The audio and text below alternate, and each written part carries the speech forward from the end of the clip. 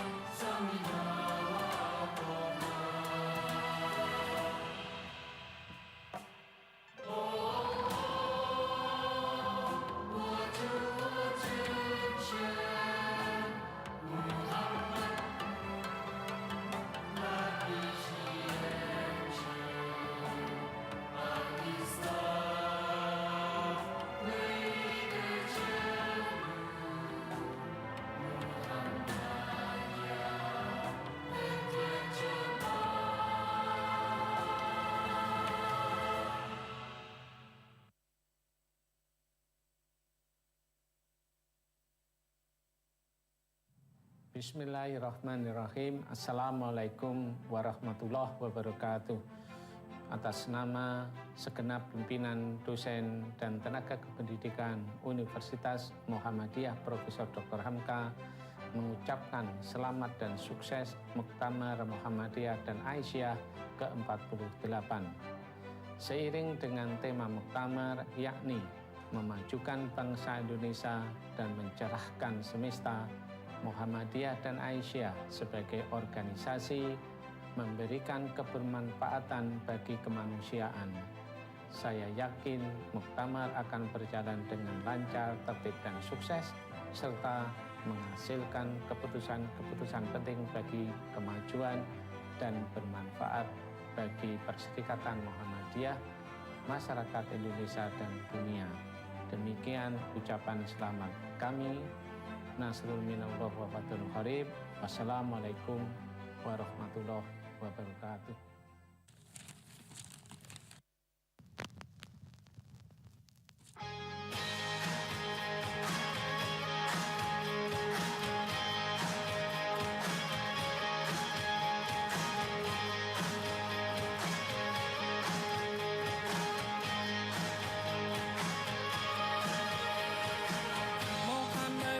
Terapkan langkah, bangkitkan tatib kibarkan dakwah, amal usaha jalan berkiprah, ridho Allah melimpah berkah. Muhammadiyah teguhkan asa, majukan umat jayakan bangsa, bumikan Islam sinari jalan rahmati alam. Di Solo jalin ukhuwah, Muktamar satukan langkah, bersama majukan Indonesia. Di Solo jalin ukhuwah, Muktamar satukan langkah, bersama cerahkan semesta.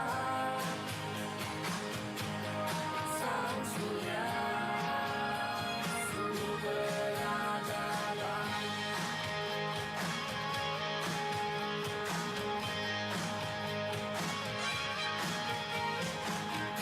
Aisyah gerak bersama, majukan umat jayakan bangsa, bumikan Islam sinari zaman rahmati alam.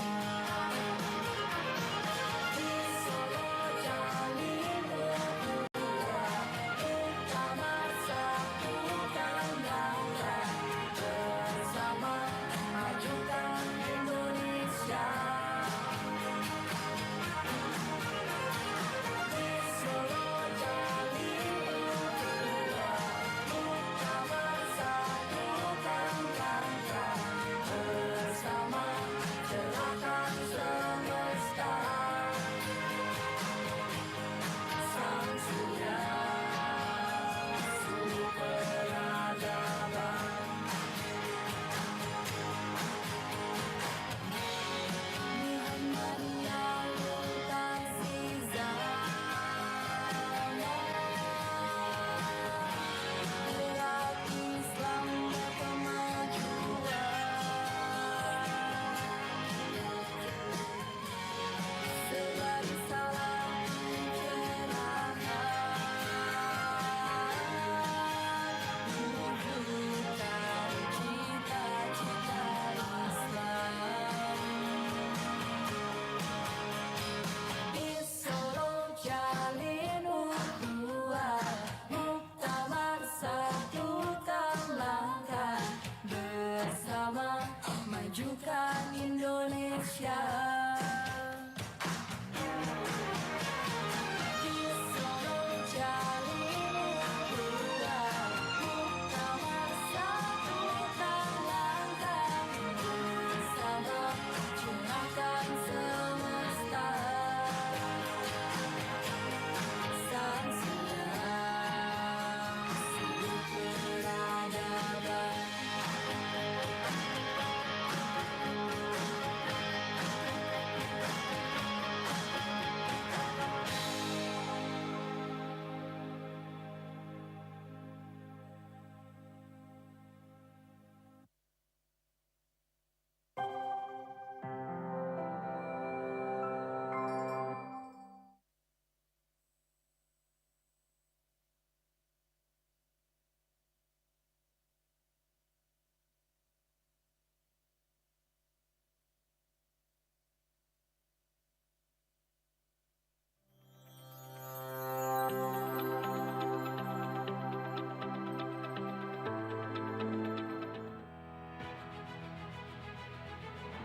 Kiai Haji Ahmad Dahlan was the founder of the Muhammadiyah Islamic organization, whose spirit has been enlightening, educating, and advancing people until recently. Buya HAMKA is a figure of the nation's intellectual cleric, who inspires us to prepare young generations to excel in the domains of spiritual, intellectual, emotional, and social capability.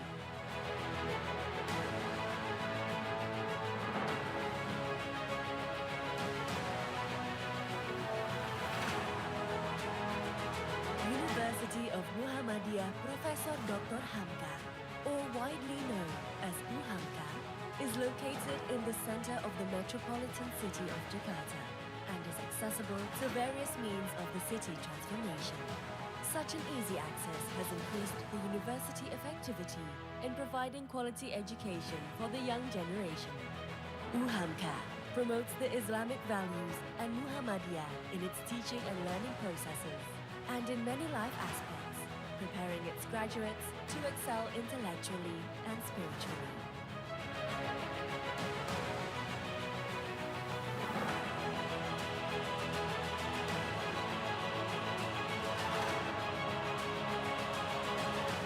Bismillahirrahmanirrahim. Assalamualaikum warahmatullahi wabarakatuh. Dengan lisensi akreditasi A yang kami miliki, lulusan HAMKA bisa dengan mudah memasuki dunia kerja yang serba kompetitif maupun sukses dalam berwirausaha. Karena UHAMKA membekali pribadi setiap lulusan berkarakter, cerdas, kreatif, dan inovatif di era industri 4.0 yang serba digital.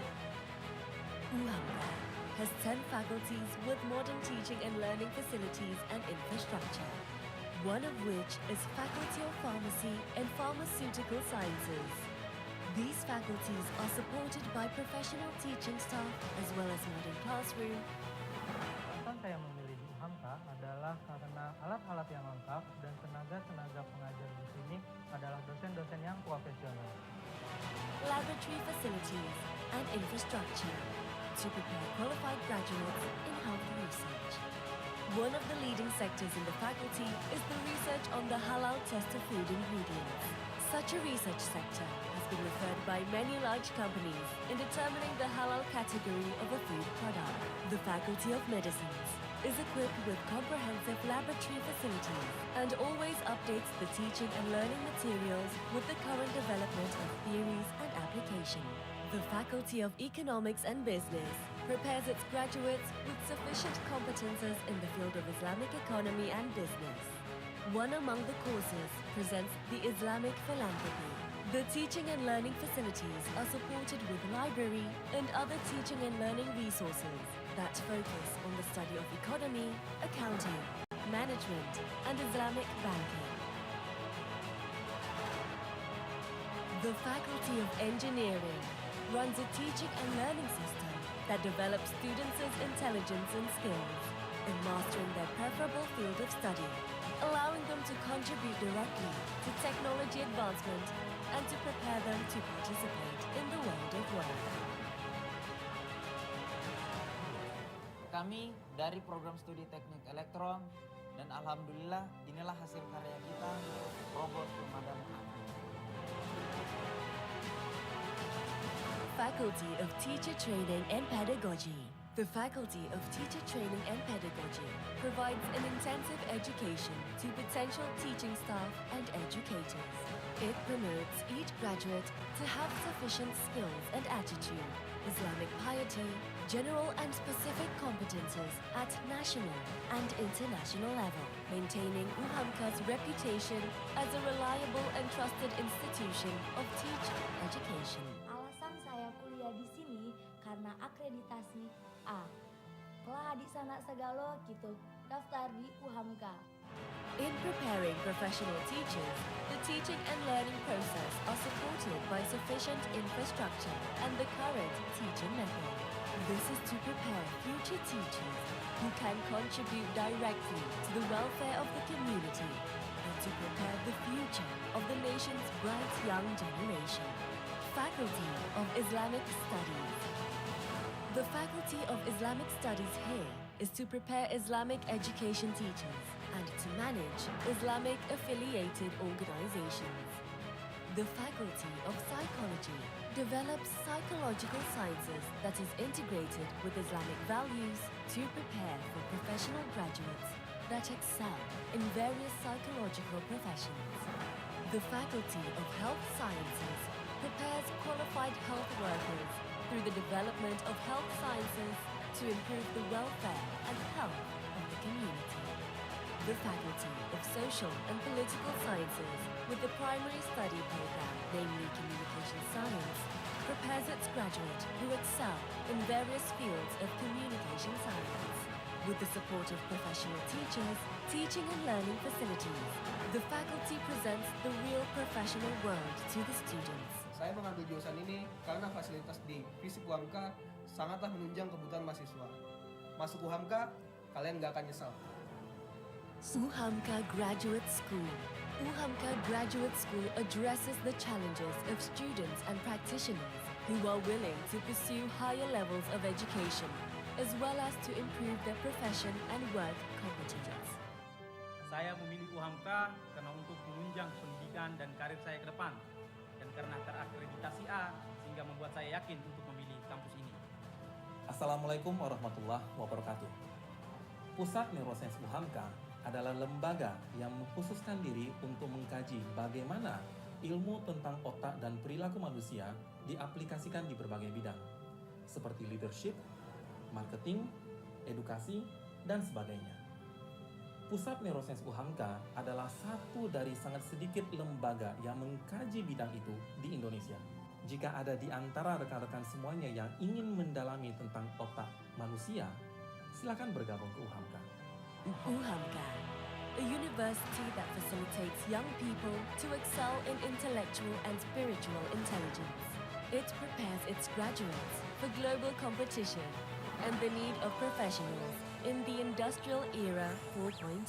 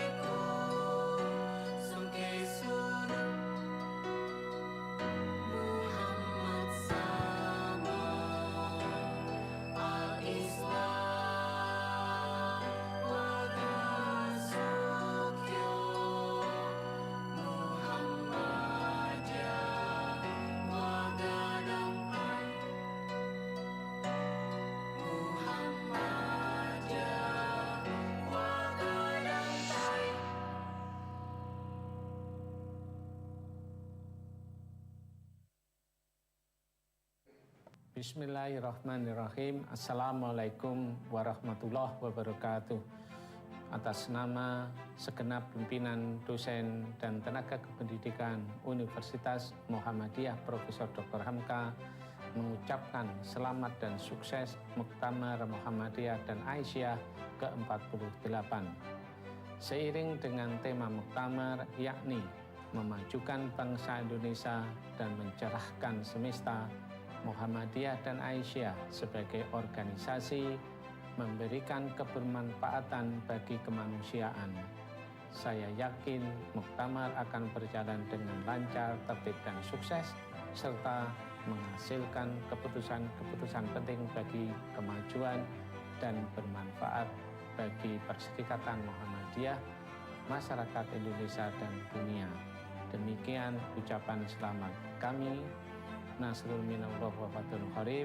Wassalamualaikum warahmatullahi wabarakatuh.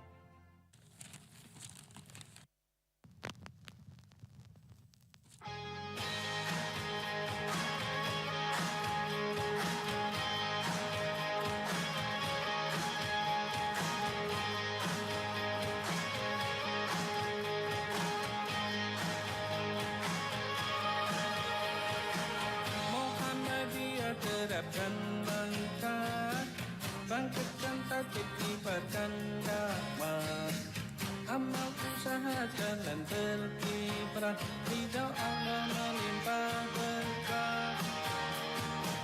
Muhammadiyah teguhkan asa, majukan umat jayakan bangsa, bumikan Islam sinari jalan rahmati alam. Di Solo jalin ukhuwah, Muktamar satukan langkah, bersama majukan Indonesia. Di Solo jalin ukhuwah, Muktamar satukan langkah, bersama cerahkan semesta. Sang surya sumber adalah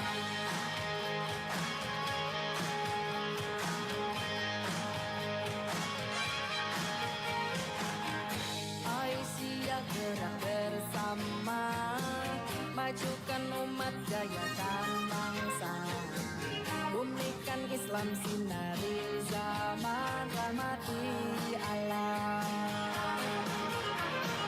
Di Solo jalin ukhuwah, Muktamar satukan langkah, bersama majukan Indonesia. Di Solo jalin ukhuwah, Muktamar satukan langkah, bersama cerahkan semesta. Sang surya sumber adalah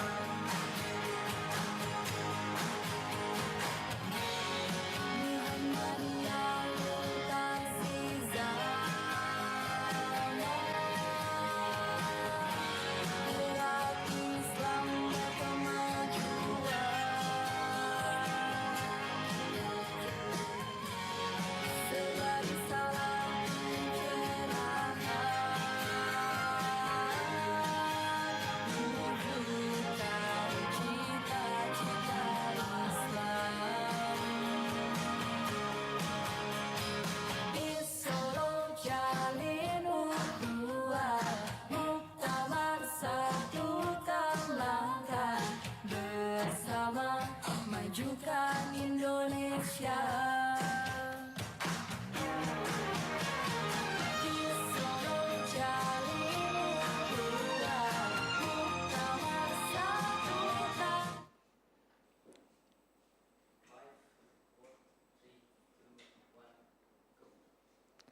Assalamualaikum warahmatullahi wabarakatuh. Good evening from Indonesia. and a very warm greeting for each and every one of you. Welcome to the International Launching Book, hosted by Universitas Muhammadiyah Professor Dr. HAMKA. My name is Fatia Amalia Sultanah, and I'm the Master of Ceremony for the event today. Your Excellencies, distinguished ladies and gentlemen, before we begin, allow me on behalf of the organizing committee to extend our deepest gratitude and also appreciation for the presence of Your Excellency, Rector of Universitas Muhammadiyah Professor Dr. HAMKA, Profesor Dr. Gunawan Suryo Putro M.Hum. Your Excellency, Ambassador of Indonesian Embassy in Washington DC, Mr. Rosan Perkasa Roslani. Your Excellency, author of the book Islam and the West, Dr. Sudibyo Markus. And to the honorable speakers, Professor James L. Peacock as the translator and promoter of the book from University of North Carolina, Mr. Imam Samsi Ali as the Grand Imam of Washington Islamic Center in New York, Senior Aisha Gray Henry as the CEO of Fons Vitae Publishing House in Kentucky, and Professor Abdul Muti as the General Secretary of Muhammadiyah Association in Indonesia. We'd like to also recognize and send our gratitude for the attendance of the respected moderator for book discussion session today, Mr. Raden Alfa Amir Rahman, MPhil PhD, and also the three honorables invited panelists, Professor Muhammad Ali as the Professor in Islamic Studies at the University of California, Riverside, Professor William A. Graham as the Professor in Middle East Studies and former Dean of Harvard Divinity School, and lastly, Professor Siti Ruhaini Zuhayatin as the Senior Advisor from the Executive Office of Indonesian President. And to all the respectable representatives of Muhammadiyah Association, universities, and attendees coming from all over the world, please welcome our warmest greeting. Distinguished ladies and gentlemen, on this special day, we're going to discuss the book Islam and the West by Dr. Sudibyo Markus. For a brief information, this book is written by focusing on Islam as a minor religious entity in geographical area of the Western world. The topic of the discussion today will also bring out the theme of global humanity by relating it to globalization, faith groups, and as well as how it relates to cooperation among civilization. Now, distinguished attendees, before we proceed to the main agenda, allow me to briefly highlight the flow of this event. The first program is opening, which is ongoing at the moment. After that, we will see the opening remarks from our rector of Universitas Muhammadiyah, Professor Dr. HAMKA, and continued by the author of Islam and the West. The third program is statements. In this session, we will get to see the presence of five honorable speakers coming from United States and Indonesia to deliver words regarding the event. Then we will be entering the main session of today's event, which is book discussion. In this program, the moderator will guide the flow of the forum, as well as to sum up the whole discussions we have through the closing statements. And after that, we are going to close the event. Excellencies, distinguished ladies and gentlemen, it is now my deep pleasure to invite His Excellency, Rector of Universitas Muhammadiyah, Professor Dr. HAMKA, Professor Dr. Gunawan Suryo Putro M.Hum, to give his remarks and to officially open the International Launching Book today. Ladies and gentlemen, please welcome our Rector. Thank you. Bismillahirrahmanirrahim. Assalamualaikum warahmatullahi wabarakatuh. Waalaikumsalam. Good evening from Jakarta, Indonesia. Good morning in USA and other countries, probably. His Excellency Professor Abdul Mukti, the Secretary General of Muhammadiyah, thank you for his time to give a remark today. His Excellency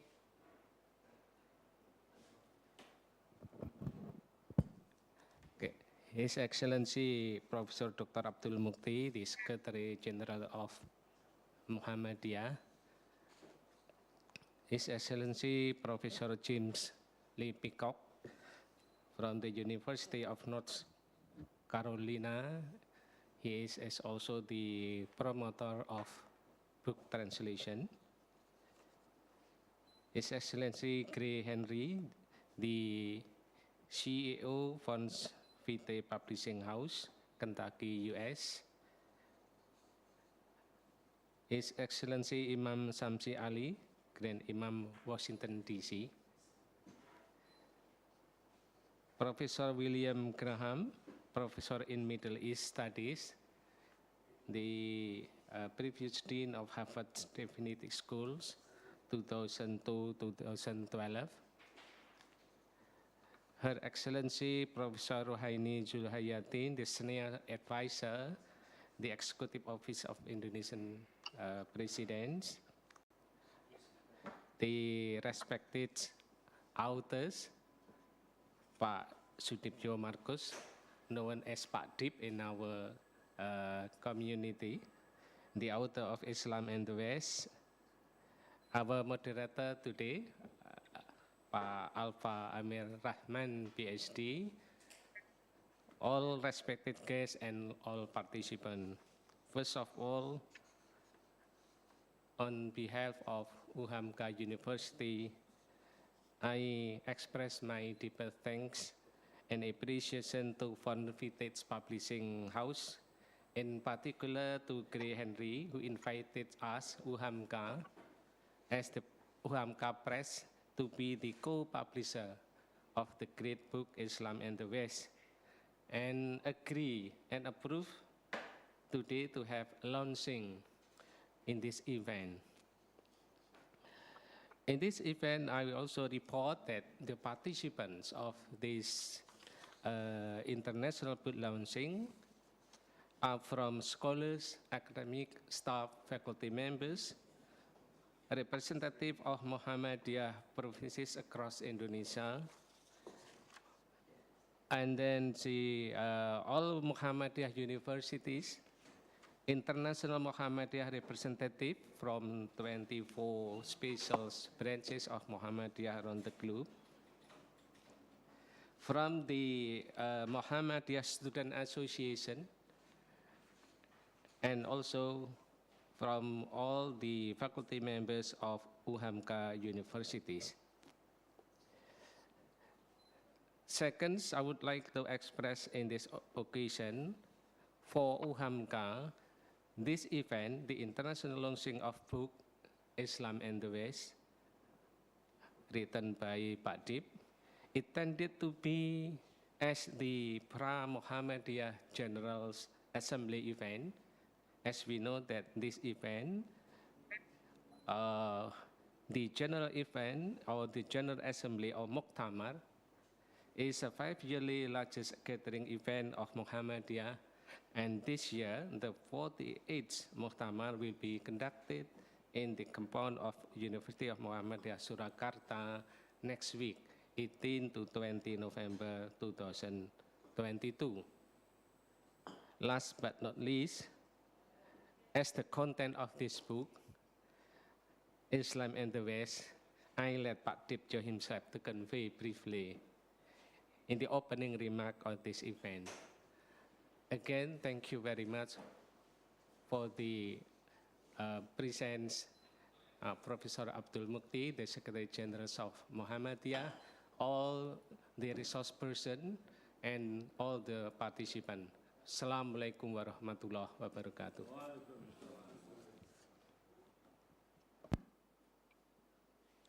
Thank you very much, Professor Dr. Gunawan Suryaputra M.Hum, for your excellent remarks and to have officially opened the international launching book today. Now, follow up to the first remarks. Please join me to welcome the author of the launch book today, Dr. Sudipjo Markus, to deliver his words regarding his book and the event today. Respected attendees, Please welcome Dr. Sudibyo Markus.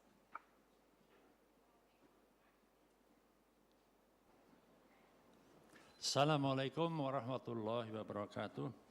Alhamdulillahirabbil alamin. We are grateful to Allah Almighty that this evening we have the opportunity to get together for the international launching event of the book. We are grateful that this is the second time for me to have the launching of my book. The first one is the Indonesian version of the book was also launched by UHAMKA University sometimes 2 years ago. And then now we have the second launching of the English version of the book.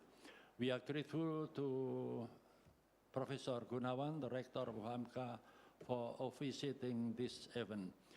We are grateful also to Professor Peacock, the one who has been very, very supportful to the translation of the book. Professor Peacock has been so kind in the translation and the whole process of the publishing of the book.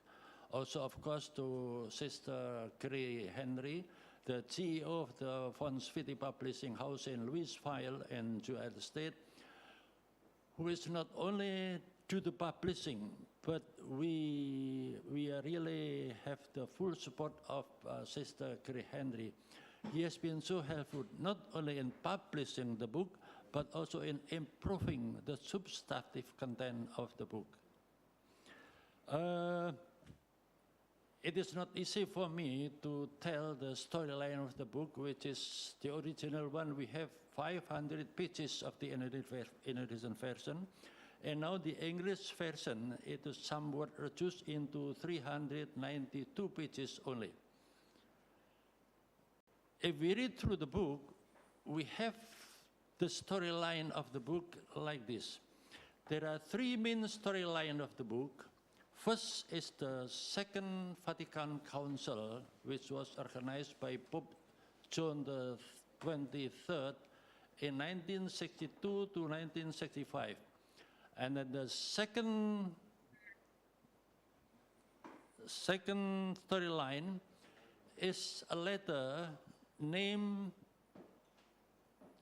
A Common Word Between Us and You, a letter which was initiated by Frame Ghazi bin Muhammad in Jordan, co-signed by 380 ulama and Islamic scholars, and directed to Pope Benedictus XVI, along with all other world churches throughout the world. This letter, which is named A Common Word Between Us and You, so to say, Kalimatun Saba, was very welcome and warm accepted by Pope Benedictus and all the church world leaders. And the third storyline is the Agenda for Humanity, which is the result of a global humanitarian summit in Istanbul in 2016. There are three main storylines. However, these three storylines will never come up without the first evidence. This is the crusade. It's popular for us, the Perang Salib, which is a 200 years brutal and bloody war.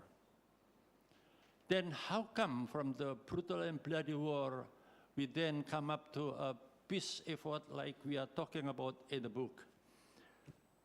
So, can you please short screen my brief version. I am prepared 5 pages, 5 PowerPoint. The first page is on the title, so we have only 4 pages. The first page, yes. Okay, next page, please. Thanks to Von Sviti, of course, and UHAMKA Press. The title of the book is Islam in the West. Professor Azumardi Asra has strong criticism to the title of my book. Why should you title the book into Islam in the West? This is not apple-to-apple title. That was Professor Azumardi said. Then, however, if we read through in Professor Azumardi's foreword in my book, it's true, he criticized the title, but in the next paragraph, Professor Azumardi agreed that there has been an intensive cultural dialogue between Islam and the West. I have two quotations from my book. The first quotation is from Edward Said, an Orientalist who was born in Egypt. Edward Said said that for Europe, Islam is a lasting trauma. And then second quotation is from Samuel Huntington, which is very popular to us. Huntington said that Islam is the only civilization which has put the survival of the West in doubt, and it has done that at least twice. Yeah. We read from the two quotations. He said for Europe, not for Christianity. Ya, jadi bagi Eropa, bukan bagi orang Kristen. So the conclusion is at the down of the paragraph below, the storyline of this book will start and end on the basis of this premise that the existing conflict were not between Islam and Christianity, but rather with the secular power. Jadi konflik umat Islam bukan dengan gereja, tapi adalah kekuatan sekuler di Barat. Okay, the next page. This is the three storyline, the Vatican Council, and then the common word between us and you, or the Kalimatun Sawa, and second, Agenda for Humanity. However, those three storylines will never come up to the picture without the existing of the first evidence, the Crusades, which is the most bloody and brutal war, 200 years. And following the Crusade, we learn from the history that there is what is called Renaissance, Church Reformation, the rise of capitalism, colonialism, Orientalism, and missionary adjustment. And then let us see why I conclude that the whole storyline was based on the premise that the conflict was not Islam with the church, but rather Islam and the secular power. Let us then review on the first evidence on the crusade. The crusade, for us, we interpret that crusade is the most bloody war. It is a war between Islam and Christianity. But in fact, it was not. Again, itu bukan perang agama. Yeah. There are some evidence on this.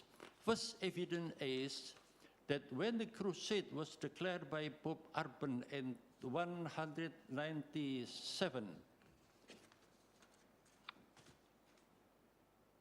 at that time, Pope Urban received a letter from the Emperor of Byzantium in Constantinople. His name is Alexius Semenus. That was in 1094. The Emperor of Byzantine sent a letter to Pope to have the Tsar of Constantinople to cope with the initial attack of Turkey Seljuk. Therefore, the Turkey, the Muslim Turkey, start to attack the territory of the Byzantine. Yeah.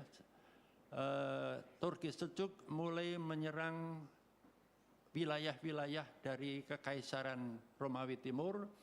Mereka mulai menyerang Anatolia dan Asia Minor. Therefore, the Emperor of Byzantine sent a letter to Pope to ask for help. And therefore, Pope collected all the three kingdoms, the Germany, the English, and France to all together help them. So this is not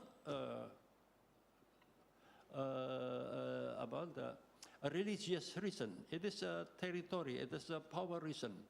Second, that what the so-called crusade, perang salib, this is but the continuation of the centuries of war between the Rome Emperor Byzantine with Persia Kingdom. Jadi perang antara Kekaisaran Romawi Timur dengan Persia itu sudah berlangsung ratusan tahun. Dan perang salib yang disebut perang salib ini tidak lain dari lanjutan dari perang itu.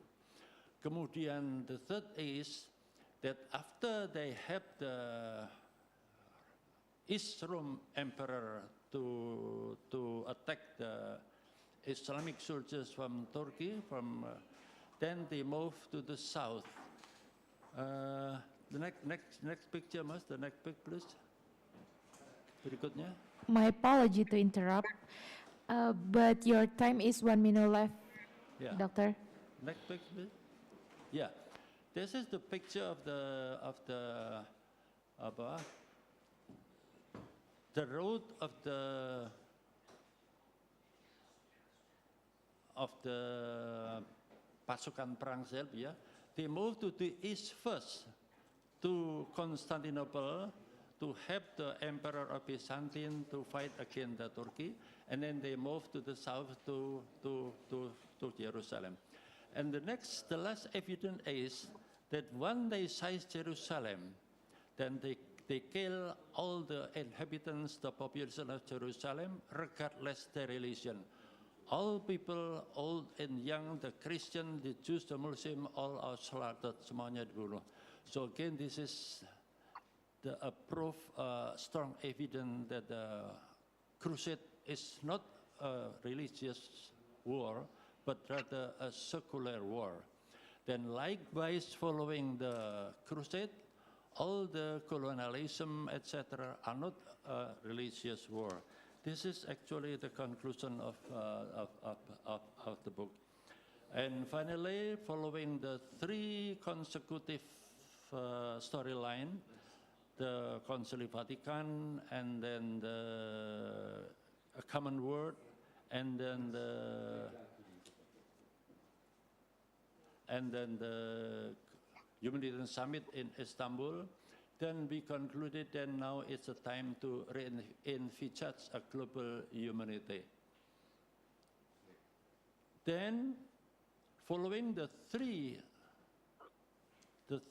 storyline, there come a historical meeting between Pope Francis and the Grand Imam of Al-Azhar, Sheikh Ahmad El-Tayyib. This is for us the amalgamation of the three former storyline, the Concili Vatican, Common Word, and Aqidah for Humanity, amalgamated by those two important world leaders, Sheikh Ahmad El-Tayyib and Pope Francis. They want that all the further commitment has to be implemented on the ground, not only on the paper, but implemented on the ground. Once again, the conclusion is that all terror on humanity never come from religious group, but rather from secular power. This is the storyline of the book, Islam and the West. Thank you.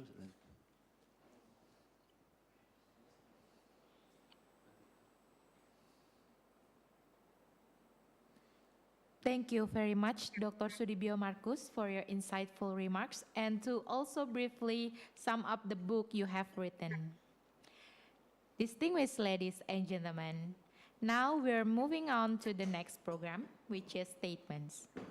This time, we already have Professor James L. Peacock waiting on the room.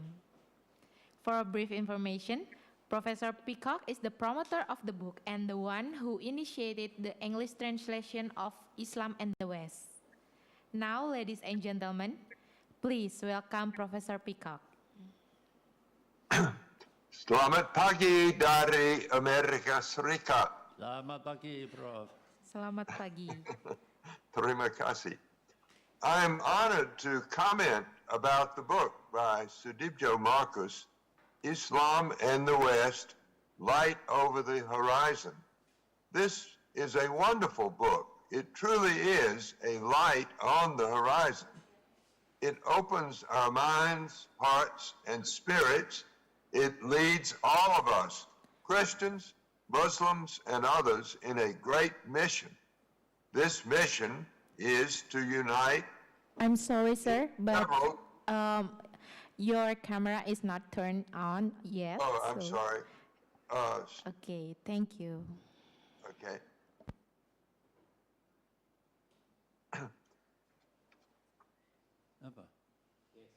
Thank you. So the mission is to unite several salvations to save humanity, to save the earth, perhaps to save our souls and spirits as we follow the commandments and the guidance of God and Allah. Sudipjo's book includes several major studies, which he has just summarized. It traces the history of Islam and Christianity from the Crusades to today. He mentioned this was not a perang agama, but something deeper. He analyzes the beliefs and works of the Muslims and the Christians throughout the world, and finally it sets forth a perspective on humanity. We humans struggle to fulfill the great commandments and the exalted vision that unites Christian, Muslim, and others. This book has already been read widely in Indonesian language, and now it will be read in English language and perhaps later in further languages. It has already stimulated and inspired discussion and hard work. Now its message and vision can be spread further and more deeply. Let us thank Sudipjo for his remarkable creation. Let us thank many for their generous and brilliant support and leadership, and that includes all of you, but especially the translator and the publisher. Congratulations to all, and please accept our gratitude. Thank you.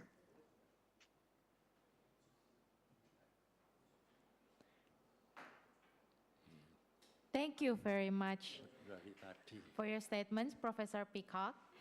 Distinguished attendees, now we already have Mr. Imam Samsi Ali in our waiting room. And distinguished attendees, now join me to watch the Grand Imam of Washington Islamic Center in New York. To Mr. Ali, please, the screen is yours.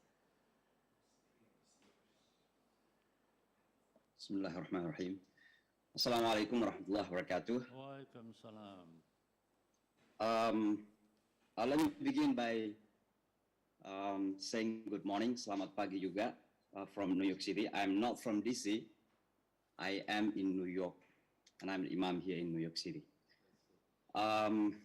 Professor Mukti, Professor Gunawan, and other speakers and panelists, let me begin by congratulating Dr. Sudipjo Markus on these extraordinary achievements. And for me, personally,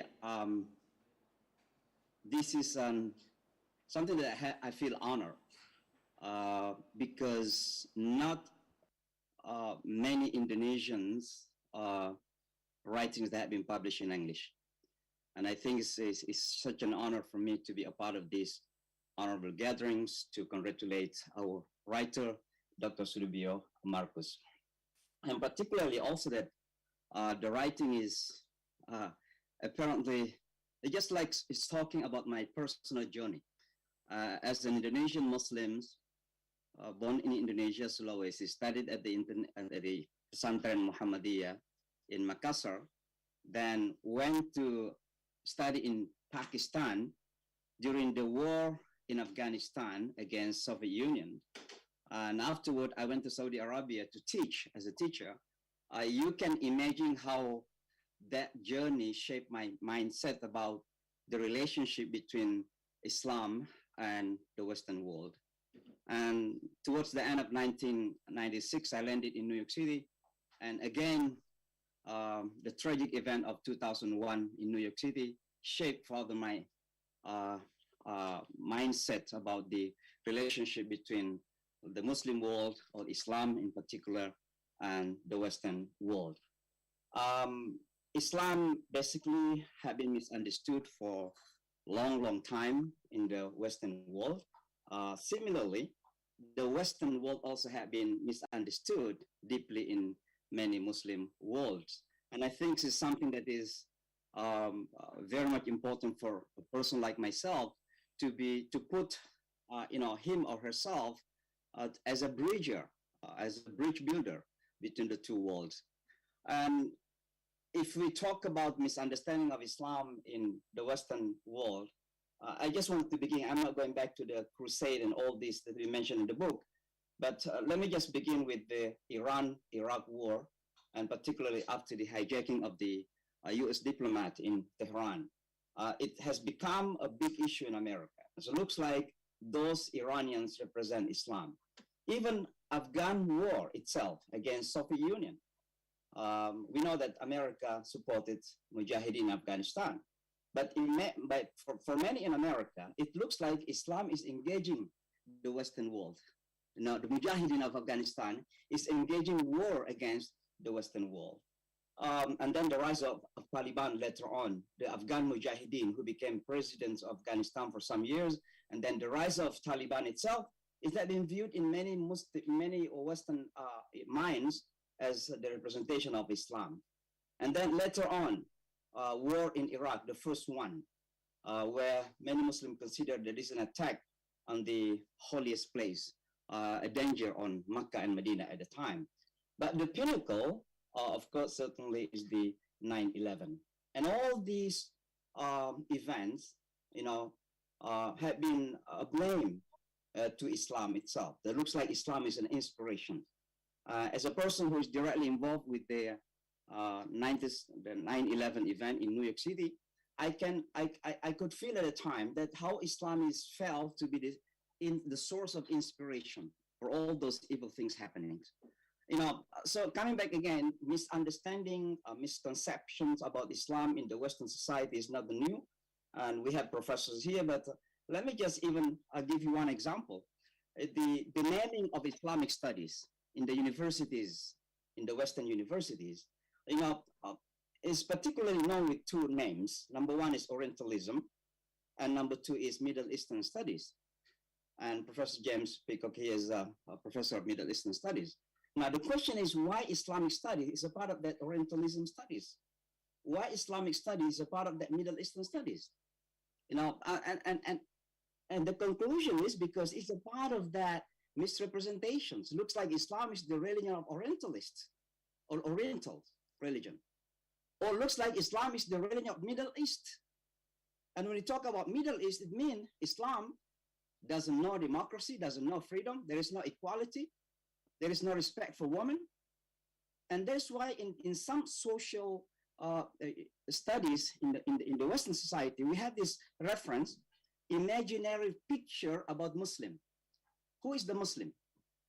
A tall, bearded guy, tall with beard, with Arab folk, with the dress of this Arab, with turban, standing in the desert, to the side of the camel, with sword.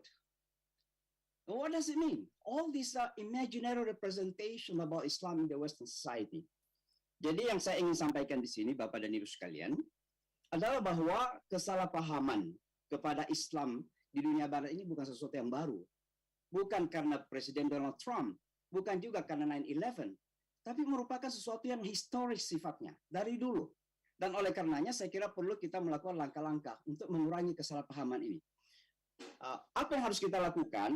Let me speak in Indonesian, Professor Peacock for a while. Yang pertama, kita harus mengurangi imajinasi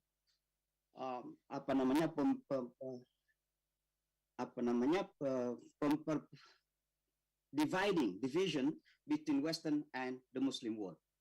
Karena begini, saya cenderung setuju dengan Profesor Azumardi ketika mengkritik judul buku ini. Kata Western sesungguhnya lebih kepada representasi demografik dan bukan geografis. Kenapa Australia masuk dalam bagian dari Western? Padahal Australia ada di bagian timur. Karena kata Western itu cenderung dipahami sebagai orang-orang yang lebih maju, orang-orang yang lebih pintar, orang-orang yang more civilized, powerful. Sebaliknya yang non-Western adalah orang-orang yang sebaliknya dari semua yang baik-baik itu. Jadi seolah-olah Islam sebagai agama timur dan agama Timur Tengah lebih spesifik adalah agama yang bertentangan dengan segala values yang ada di dunia barat ini. Ini harus dikurangi ini. Jadi pembelaan antara Western dan dunia Islam ini harus dikurangi. Karena banyak daripada ungkapan West dan dunia Islam ini adalah imajinasi sebenarnya. Imajinasi. Banyak ketidakjujuran yang terjadi di situ. Yang kedua, kita mengenal bahwa the biggest enemy is ignorance. Tapi the most dangerous ignorance is ignorance by design. Ini konsep ini. Bahaya itu, kejahilan yang paling bahaya adalah kejahilan yang didesain. Dan kebanyakan kejahilan tentang Islam di dunia barat itu by design.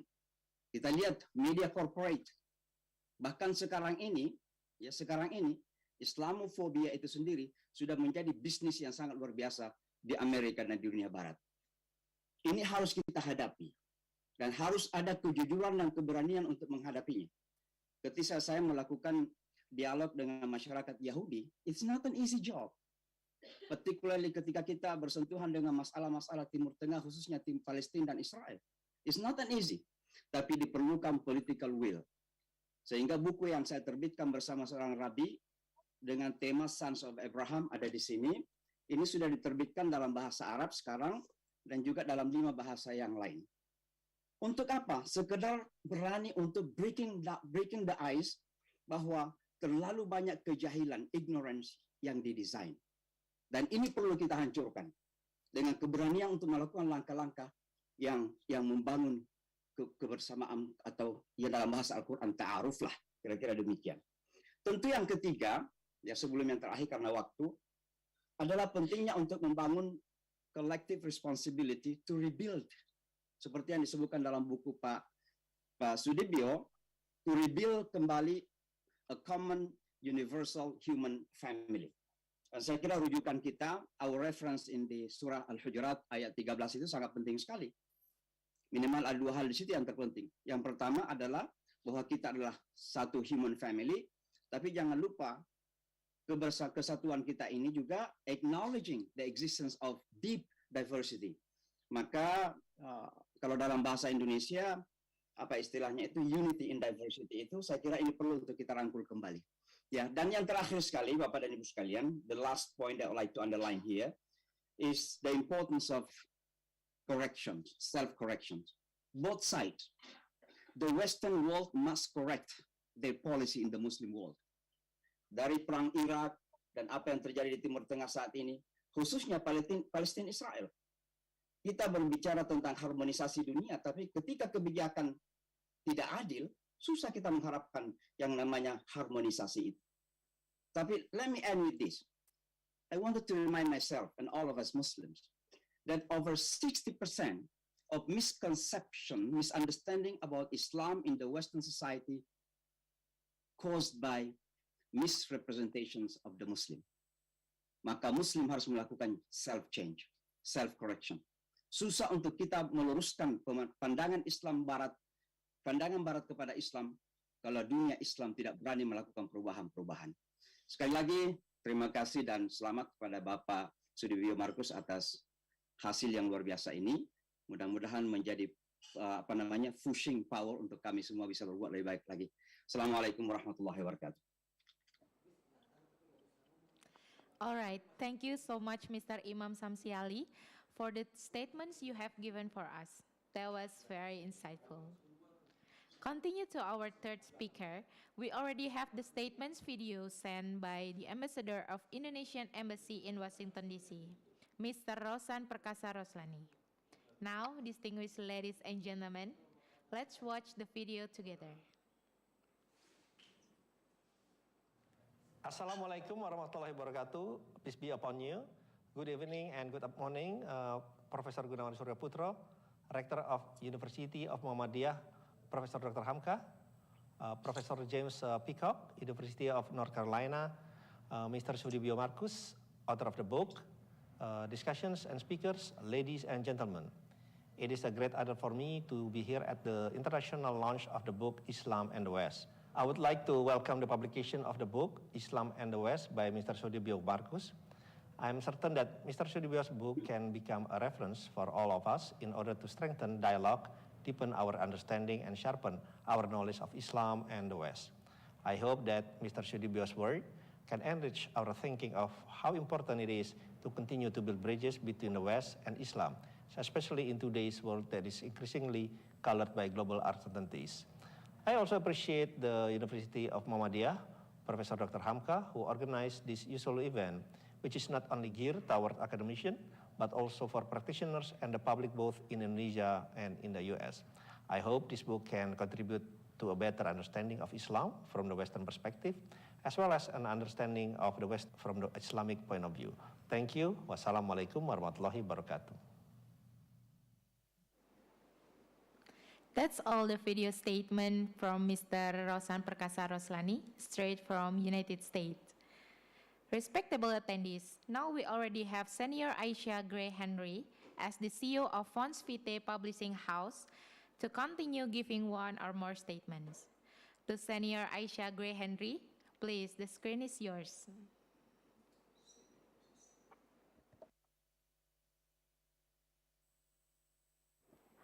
Pardon me, but you are still mute.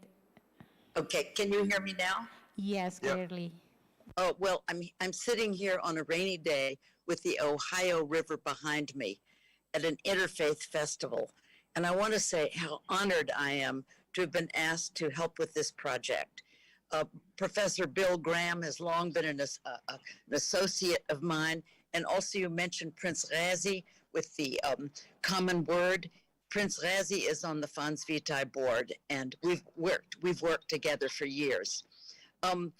It's so nice to see on the cover of the book Sheikh Ahmed al-Tayyib, who's one of my dear friends from Egypt from years back. We had the great privilege and honor to live in Egypt from 69 to 79, and we're still there. And one of the things that drew me to Professor Peacock was his great love of Indonesia and his devotion to your wonderful people. And I come that way from Egypt. I'm from Kentucky, and I'm back in Kentucky now. So what an honor to be able to publish a book that totally aligns with everything I've been trying to do. Having lived in the Middle East and visited the Muslim countries in the entire world, I realized that what people thought in the West about Islam was 100% wrong. It's very, very hard to change people's opinion. But this wonderful book that Brother Marcus has written and Professor Peacock has made possible, I hope will go on to help break up the incredible stereotypes and misconceptions which exist. So I want to thank you for the honor of participating in your conference today.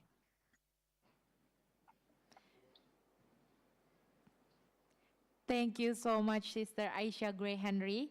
We really appreciate your presence and statements even during the rain.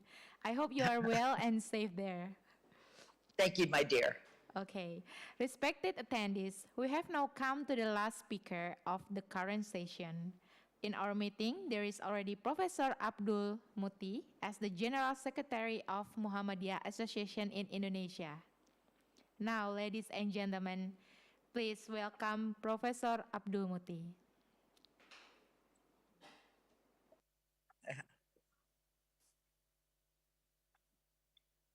I'm sorry, but you are still mute. Oh, it's already on? It's clear. Okay, thank you. Assalamualaikum warahmatullahi wabarakatuh. Good morning for our American speakers and also participants, and good evening for Indonesian participants.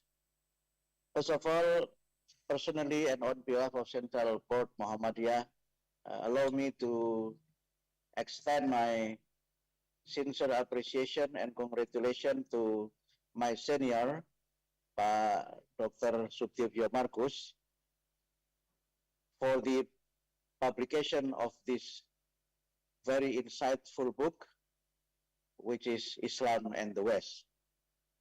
It has been already discussed and very deeply analyzed by both Pak Dibyo Markus himself and also by Imam Samsi Ali about the context and the content of the book, and also the issues around Islam and the West. Of course, there might be still a lot of rooms to discuss, especially dealing with the first note from Professor Azumari Azra, whether this book should be Muslim and the West or Islam and the West, but let alone the discussion open. But for me, of course, if I see from the cover of the book, I see a very important message from the meeting and also from the hug between the Grand Imam of Al-Azhar and Pope Franciscus. I met the two very important figures in Vatican last year when I attended the COP26 pre-COP26 meeting and the discussion on teachers and education. And I was very happy and also very optimistic about a better relation between Islam and the West, despite the misunderstanding, the tension, and some other issues around a very complex relation between Islam and the West. I was very happy when at that time Grand Mufti said to Pope Franciscus that my brother Pope Franciscus. And this word is very simple, but it has a very deep meaning in the relation between Islam and the West, especially between Islam and Christianity or Islam and Catholicism. Therefore, I'm one of the persons that may be also part of the actors that is very optimistic about the future relation between Islam and the West, and the relation that I could see developing to a more closer cooperation and also closer understanding. Professor Peacock already very deeply explained, although in a very brief word, on how he actually devoted his time to bring this book into the world and to bring the understanding between Muslim and the West about the relation between the two that are actually in many cases having a very good relation and very good example how some possible cooperation are very likely. I could see from the cover of the book that we see the word involving Islam in the West changing from the, Marcus mentioned about the bloody war to a very bloody brotherhood. And I could see this trend from many references. Yes, the tension remains. We could not disregard the tension between the two, but we could not disregard the reality that the world is actually now getting closer. For example, if we refer to the work of Mahbubani, for example, when he wrote a book on the Great Convergence, indicating and explaining about the world that actually getting closer together and the world that share universal values, and people from different parts of the world, people from different parts of civilization could actually share a very common values and a very common understanding. Of course, we could actually move from clash to convergence. And of course, when Pak Dibyo mentioned about common word, then we could not simply stand on the principle and very happy with the common word statement, but we also need to move from common word to common responsibility and to common action. Therefore, I thank Muhammadiyah for so many years already very extensively involved in this issue by having dialogue and having even cooperation between Muhammadiyah as an Islamic organization and many different partners of the world that actually also coming from different religions. For example, Muhammadiyah has cooperation in many programs with World Vision, which is a Christian-based organization. and also with Catholic Relief and some other organization, with the Buddhist organization and so forth. Therefore, we could see that the world actually getting closer when we raise the issue on, for example, from common word to common action and to common responsibility. We can see now the West and Muslim, especially when it's related to the relation between, let's say, Muhammadiyah and the rest of other organizations, we could see that we are actually now having responsibility to cope and to solve the challenge. For example, the challenge that relate to climate change, how people from different faiths, the West and Islam actually have to deal with these very alarming issues. And also, for example, the one that already discussed and met in many forums, for example, the issue that relate to human fraternity. One of the issue that also part of the attention of Pope Francis and also Grand Mufti Al-Azhar and also Muhammadiyah involved in the fatwa dealing with this issue. And some issues that might also relate to the issue of refugees, for example. Last couple of months ago, I attended a meeting in Geneva dealing with how people from different faiths have to tackle the issue of immigration, the issue of refugees. Of course, this is also part of the responsibility of us, that we have to deal with the issue of poverty and some other issues dealing with, for example, development in many cases that actually part of our, again, sharing responsibility. So now, again, let me congratulate Pak Sutibyo Markus about the launch of this book. But again, in my point of view, we need to go beyond from common word to common action and common responsibility. And we have to be very optimistic that Islam and the West are two, let's say, maybe we cannot say that they are the two poles that are different between others, but we need to see that there are differences between the two, but there are also opportunities that we could build bridge to join the two, and we could actually also develop partnership, cooperation, that despite our differences, there are rooms that we could have cooperation and partnership in many meaningful ways, in many productive ways, that, of course, we are sharing our responsibility and we are sharing our better future. Thank you very much, and hopefully my very brief comment on this book could be part of my very humble contribution for this very insightful book written by my senior, Pak Dr. Sutibyo Markus. Thank you very much. Assalamualaikum warahmatullahi wabarakatuh. Waalaikumsalam warahmatullahi wabarakatuh. Thank you so much, Professor Abdul Muti, for closing the current session with your encouraging and positive statements. Now, distinguished attendees, ladies and gentlemen, I'd like to invite all of you to join me on the main agenda of our today's event, which is book discussion. During the following session, Mr. Raden Alfa Amir Rahman, MPhil PhD, will take in charge and run the whole discussion as the moderator.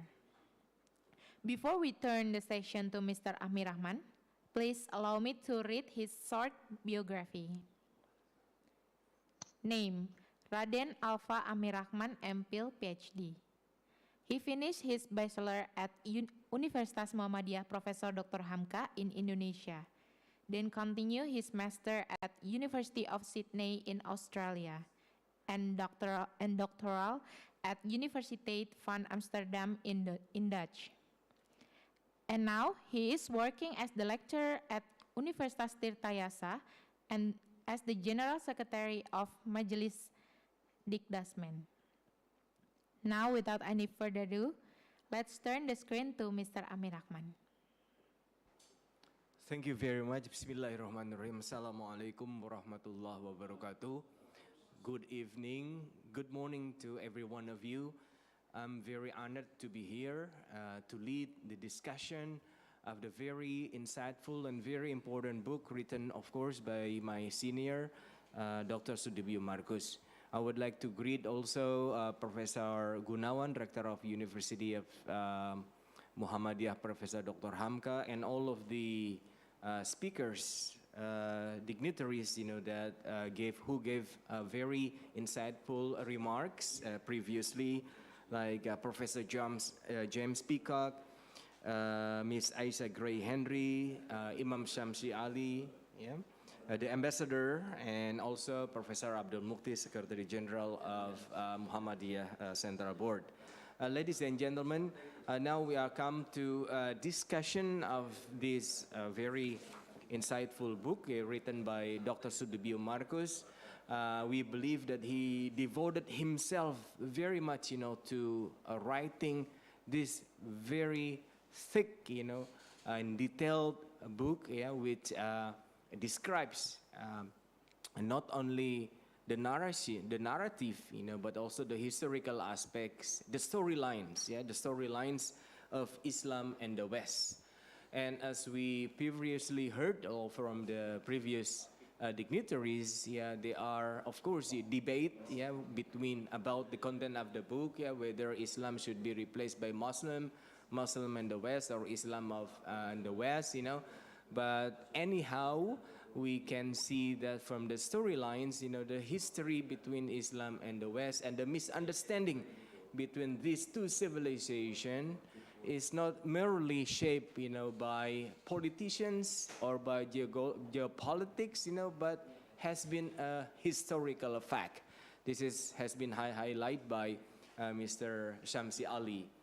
And the next one that Professor Abdul Mukti said, that the common word has to go beyond, has to transform into common understanding and common work, common action. And this has been exemplified, by Muhammadiyah as one of the largest Muslim organization in Indonesia. Ladies and gentlemen, we have speakers here, distinguished speakers. Associate Professor Muhammad Ali, my best friend. He is a professor in Islamic Studies, University California, Riverside, and he will talk about the globalization and challenges in re-envisaging a global humanity. And we also have Professor William Graham, professor in Middle East Studies. He is the dean from Harvard Divinity School, and he will talk about towards a better future, in re-envisaging a global humanity among faith groups. And we also have Professor Rohaini Zuhyatin, my senior. She's a senior advisor, the Executive Office of Indonesian President, and she is also former chairperson, Human Rights Commission, Organization of Islamic Conference. And then she will talk about mainstreaming cooperation among civilization in a global humanity. I would like to welcome our speakers, to come to the screen. And of course, the first one, as it is stated in the rundown, I would like to give the very first opportunity to Associate Professor Muhammad Ali, Professor in Islamic Studies from University of California, Riverside, to share his thoughts and comments, on this very insightful book written by Dr. Sudibyo Markus. Professor Muhammad Ali, the screen is yours. Thank you. Bismillahirrahmanirrahim. In the name of Allah, God, the merciful, the compassionate.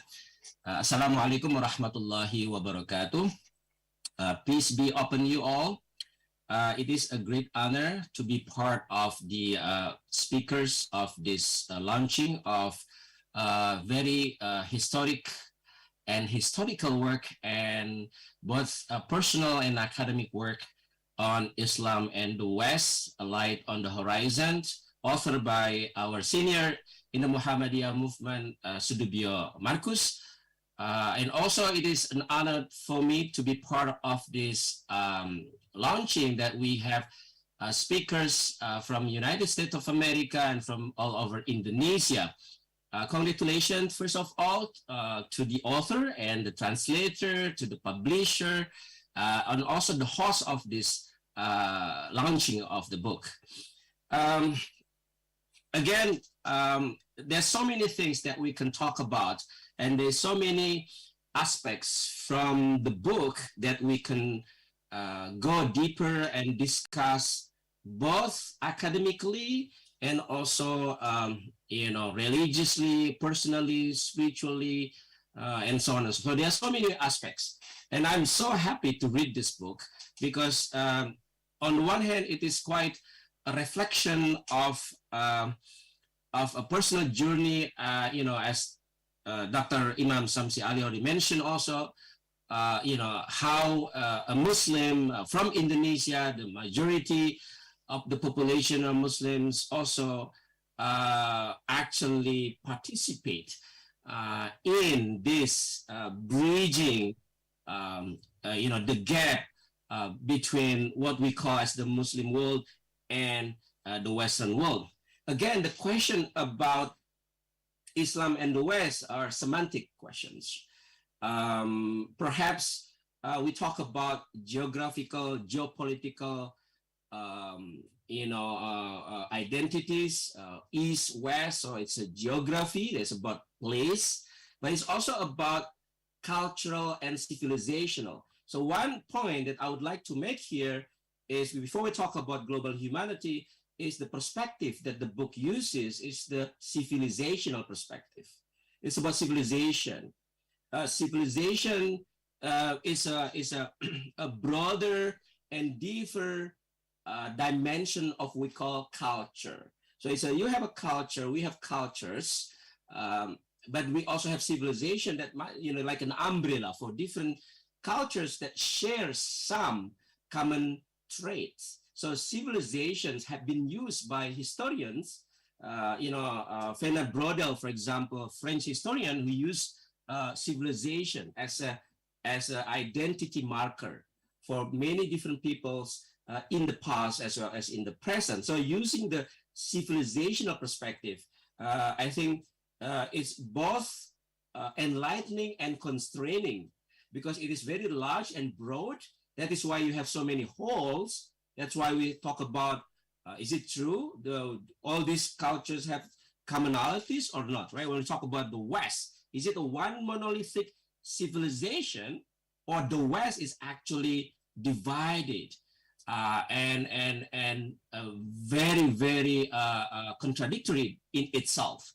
As well, also we talk about Islam, the Muslim world, right? The idea of the Muslim world itself is a construct. It's a construct, it's an imagination, but at the same time, it is a myth that is used by so many people. As a Muslim themselves use ummah, Islamic ummah, even though the ummah that we as a Muslim use might not necessarily in reality. In fact, we are not unified ummah or community. So it is both image and facts. It is also both myth and reality. That's why there is a book about Islam in the West by Daniel Norman, Islam and the West, the making of an image. So this is an image we created for so long, especially from the colonial time until today. So globalization contribute to this. Globalization, as we know today, is an ever-growing and expanding interconnectivity and interdependency. So we talk about globalization giving us opportunities and challenges. We talk about globalization giving us a kind of liberation, but also it brings anxiety and fear. It brings people to be fearful of the stranger, to worry about the other, to see the other as a threat, and so on and so forth. Globalization makes this possible.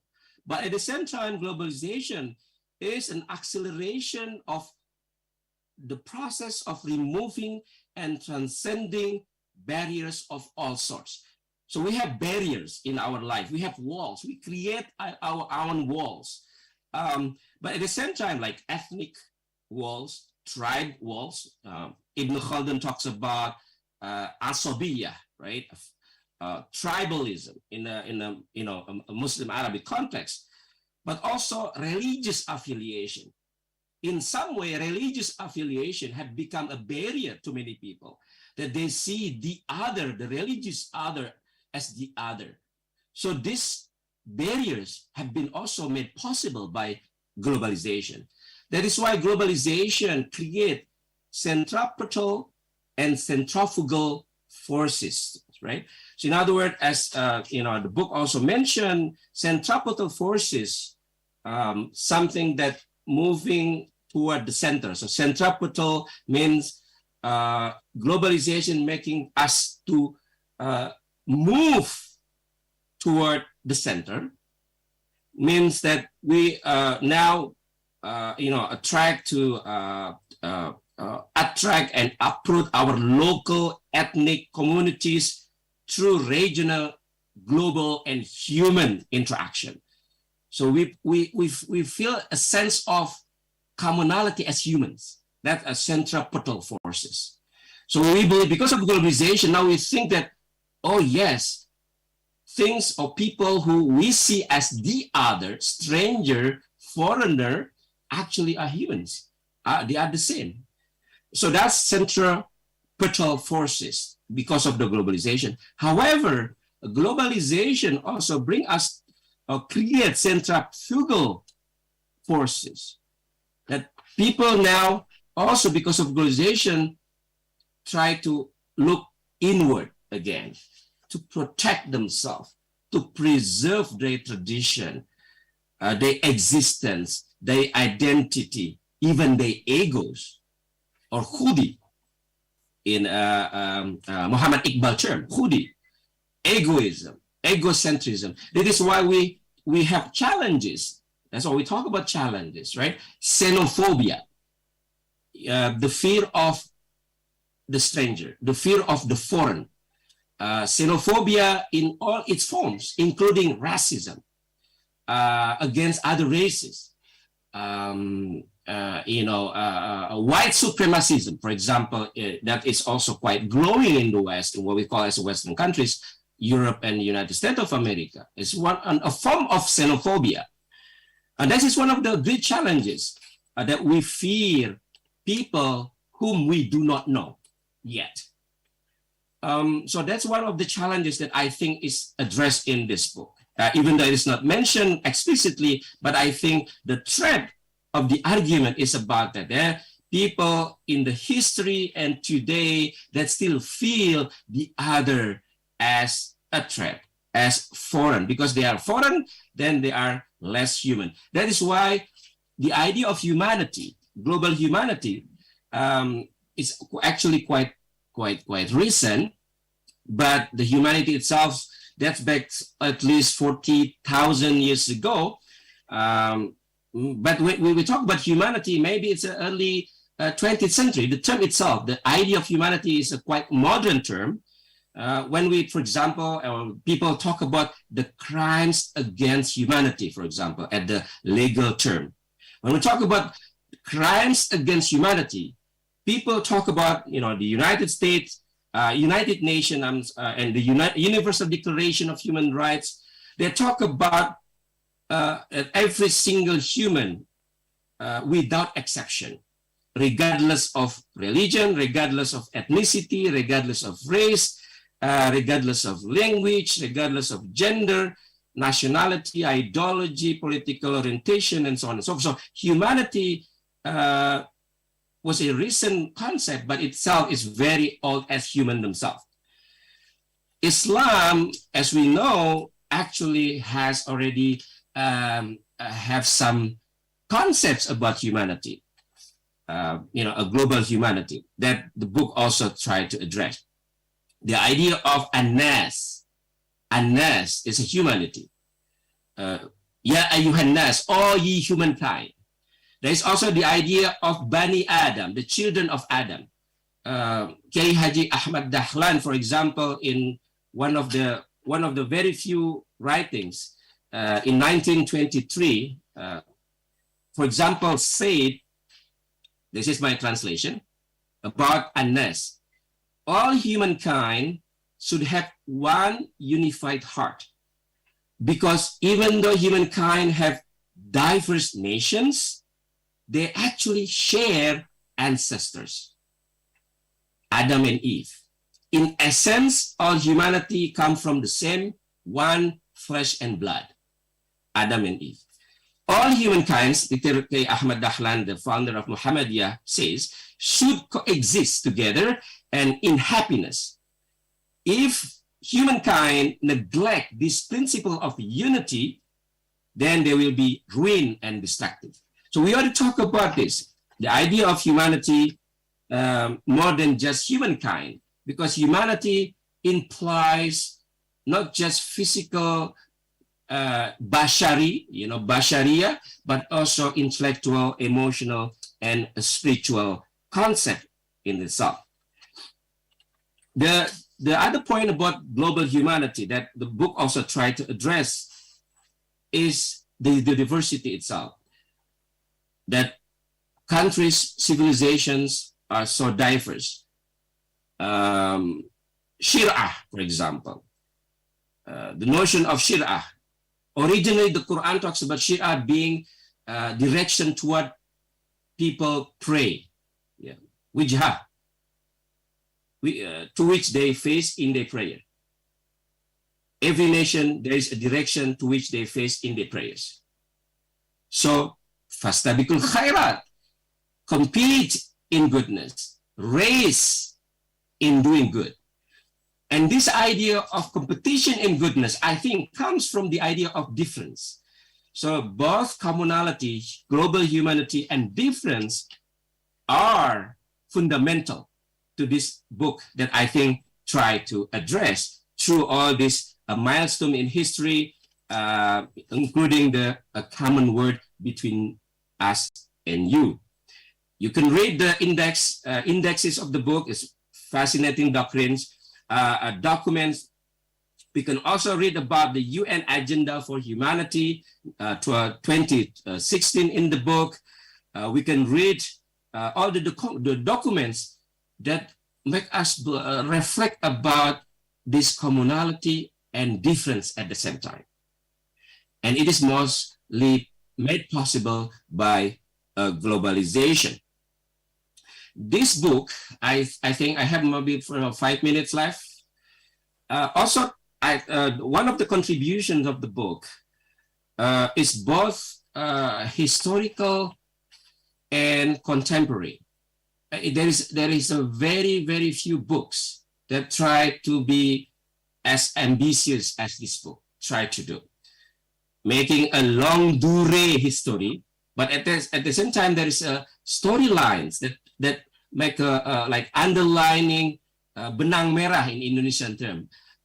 All these stories has a purpose. So reading history with mission, and the mission of the book, I think, the vision and the mission of the book is to re-envisage, rethink our global humanity.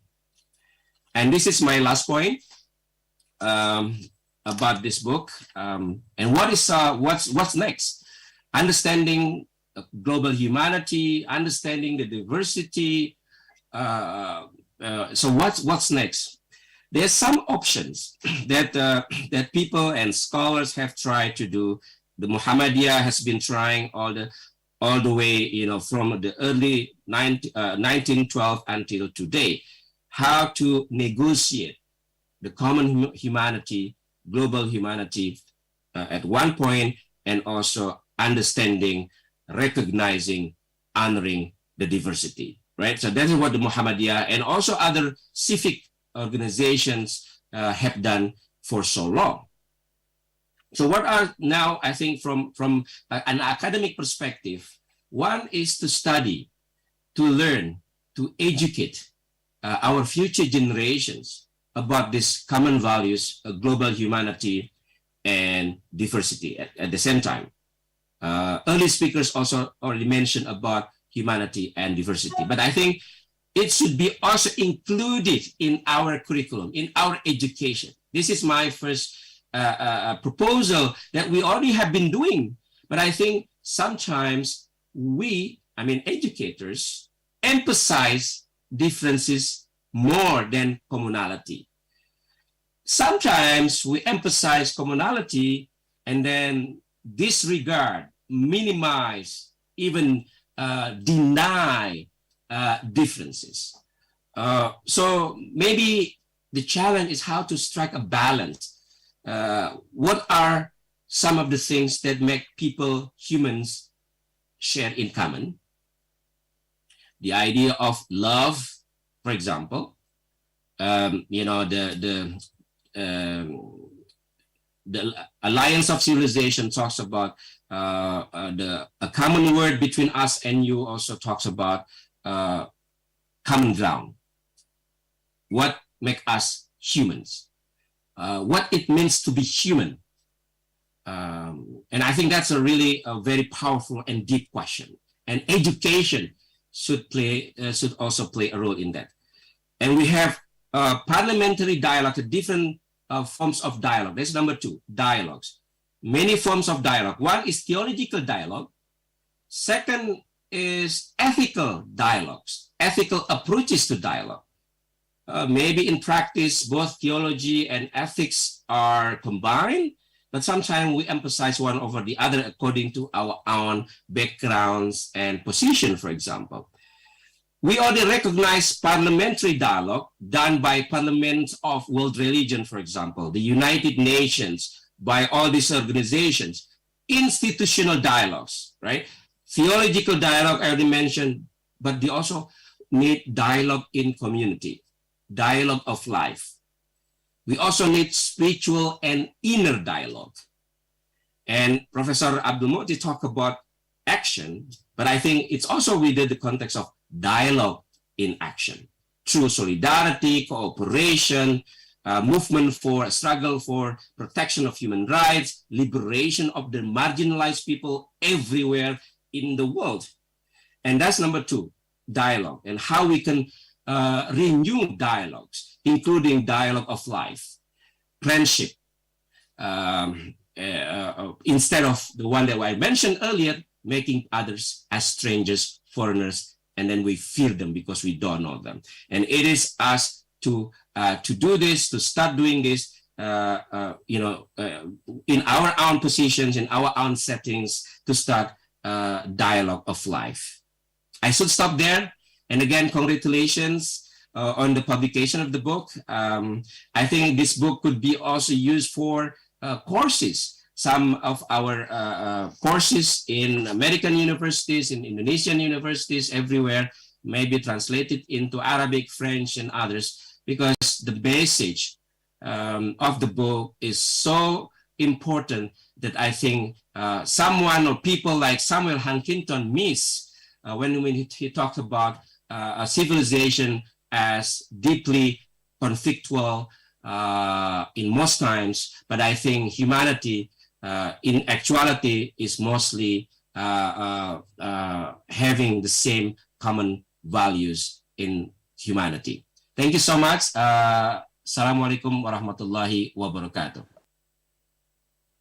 Waalaikumsalam warahmatullahi wabarakatuh. Thank you very much, Prof. Ali, for your comments and analysis of the book, and also expectations, you know, what comes after the publication of the book. Yeah, ladies and gentlemen, Prof. Ali talked about many aspects, you know, related to Islam in the West, and he also highlighted globalization. Yeah, this is a kind of a liberation, anxiety. It also brings worry, yeah, worriness about other people whom we don't know yet already.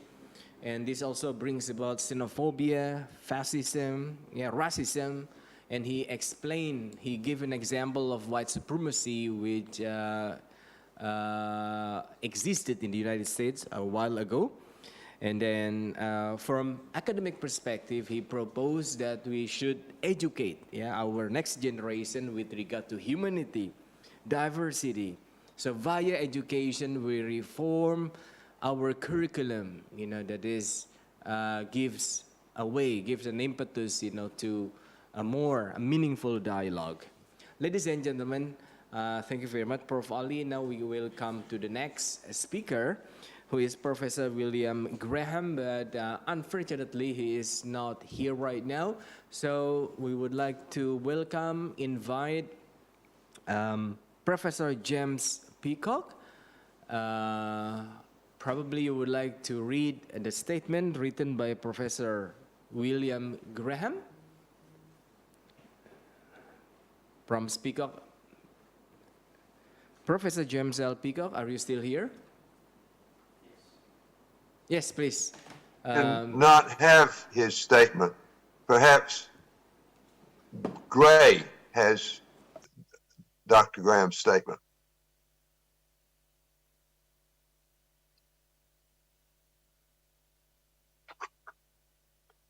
I will search for it if you wish me to, and then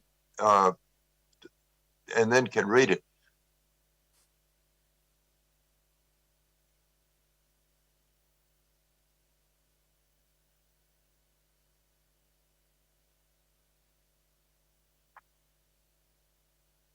I have the statements, if I can read, if nobody would like to read. Thank you. Please read, if you will, and we can discuss. Yeah, that's the one. That's on the screen. So it's on the screen, Prof. Peacock, if you are able to read it. I can read it. Okay, I'll read it. Please do. Thank you. So this is coming from William Graham, former dean of Harvard Divinity School and a specialist in Islam. He says, I am pleased and grateful to have been asked to offer a few words about the admirable and ambitious book of Sudibyo Marcus, Islam and the West, Light Over the Horizon. This book is first admirable in its impressive, deeply felt humanistic commitment. And you may have thought of that word from the previous discussion. Humanistic commitment to meeting the ongoing challenge of building a world in which Muslim and Christian, and ultimately every human being of whatever religious, cultural, or ethnic tradition can live both peaceably and collaboratively together in service of larger human purposes.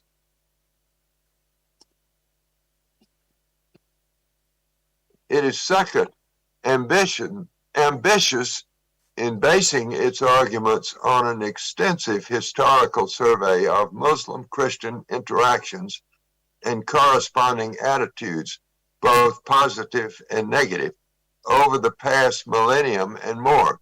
Ambitious is actually too weak a term for this effort, just as admirable does not do justice to the serious purpose and resolute irenicism of its author.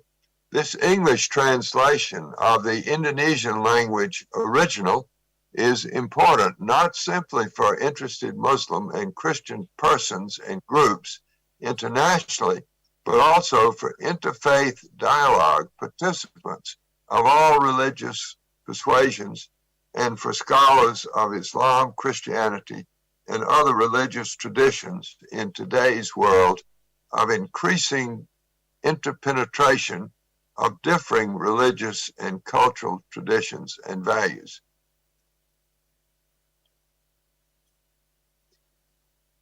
To read this volume by an important contemporary Muslim thinker, an active religious and political actor in Indonesia, is to have one's awareness sharpened and heightened about two things.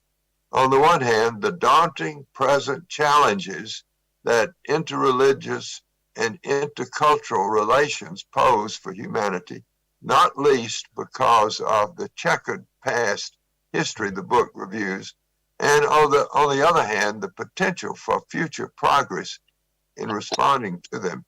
That potential is evident not only in the arguments the author makes in the book, but also in the values that he has embodied in his life's work. And this is by William Graham from Harvard University. And by the way, he is not present because of an illness of his wife. Thank you very much, Professor Peacock, for reading the statement from Professor William Graham. He presented his idea and extended his admirations toward Dr. Sudibyo Marcus for writing this admirable and ambitious project of the book, and he presented two things. First is the daunting present challenges with regard to interreligious culture that pose for humanity, and the second is the potential for future project. I believe this is in line with the statement from Secretary General of Muhammadiyah, Professor Abdul Mukti, who proposed that we have to work beyond the book, not only common word, but also being translated into common actions, common understanding and common actions. Thank you very much, Dr. Peacock, for reading Professor William Graham's statements. Now I would like to invite Professor Rohaini Zuhiatin, Senior Advisor, the Executive Office of Indonesian President. She's also former chairperson of Human Rights Commission's Organization of Islamic Conference. I would like to invite Prof. Rohaini to talk about mainstreaming cooperation among civilization in a global humanity. The screen is yours. Thank you. Thank you very much, Dr. Alpha. Is my voice clear enough? Yeah, it's clear. It's clear. Thank you. Okay. Good morning and also good nights for all of the participants of this discussion. First of all, I would like to apologize for the late join of this meeting because I'm now is in the small city of Banjarbaru in Kalimantan for some work related to the repatriations of Indonesian children from Malaysia to ensure on the right of education. So I hope that I can catch up and share some of the thoughts from the books written by our senior, and also of course this is inspiring writing from him. I was contacted by him a few days before I leave for Kalimantan, and quite unfortunate that I might missed the book. I mean the soft copy of the books. But listening to some previous speakers, so I might catch up with some issues and also some points that can be adding to our discussion tonight. But before that, allow me to join other speakers to congratulate Professor Sudibyo Marcus for this impressive and inspiring writings in the books on our reflections of the need for to us to revisit our understandings and also our steps and our initiative in responding to what is called globalization and also civilization and global humanity. And also, I would like also to extend my thanks to the rector of UHAMKA and also Professor Abdul Mukti for his very sharp analysis on how common word is not enough. It's supposed to be realized in common action, common responsibility, and also a common responsibility. And I totally agree with him. And also, I would like also to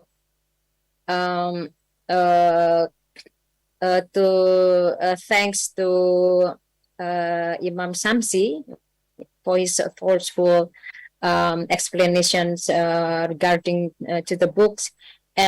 Even though I missed the presentation of Professor Peacock, whom I knew his name since my childhood, and also we are sorry to hear that Professor Grimes is not with us here, because he is now with his wife in the hospital. So, Mas Alfa, allow me to take this opportunity to highlight some of my experience in the field of human rights, where I've been working and I've been engaging on this issue for about 25 years. And of course, as you mentioned earlier, that I serve as the former chairperson of the Human Rights Commission for the Organization of Islamic Cooperation. So, highlighting on what have been said also by Professor Ali and other speakers, that and also Professor Grimes, that of course the world is now moving toward what is called the real global village, with the developments of digital technology.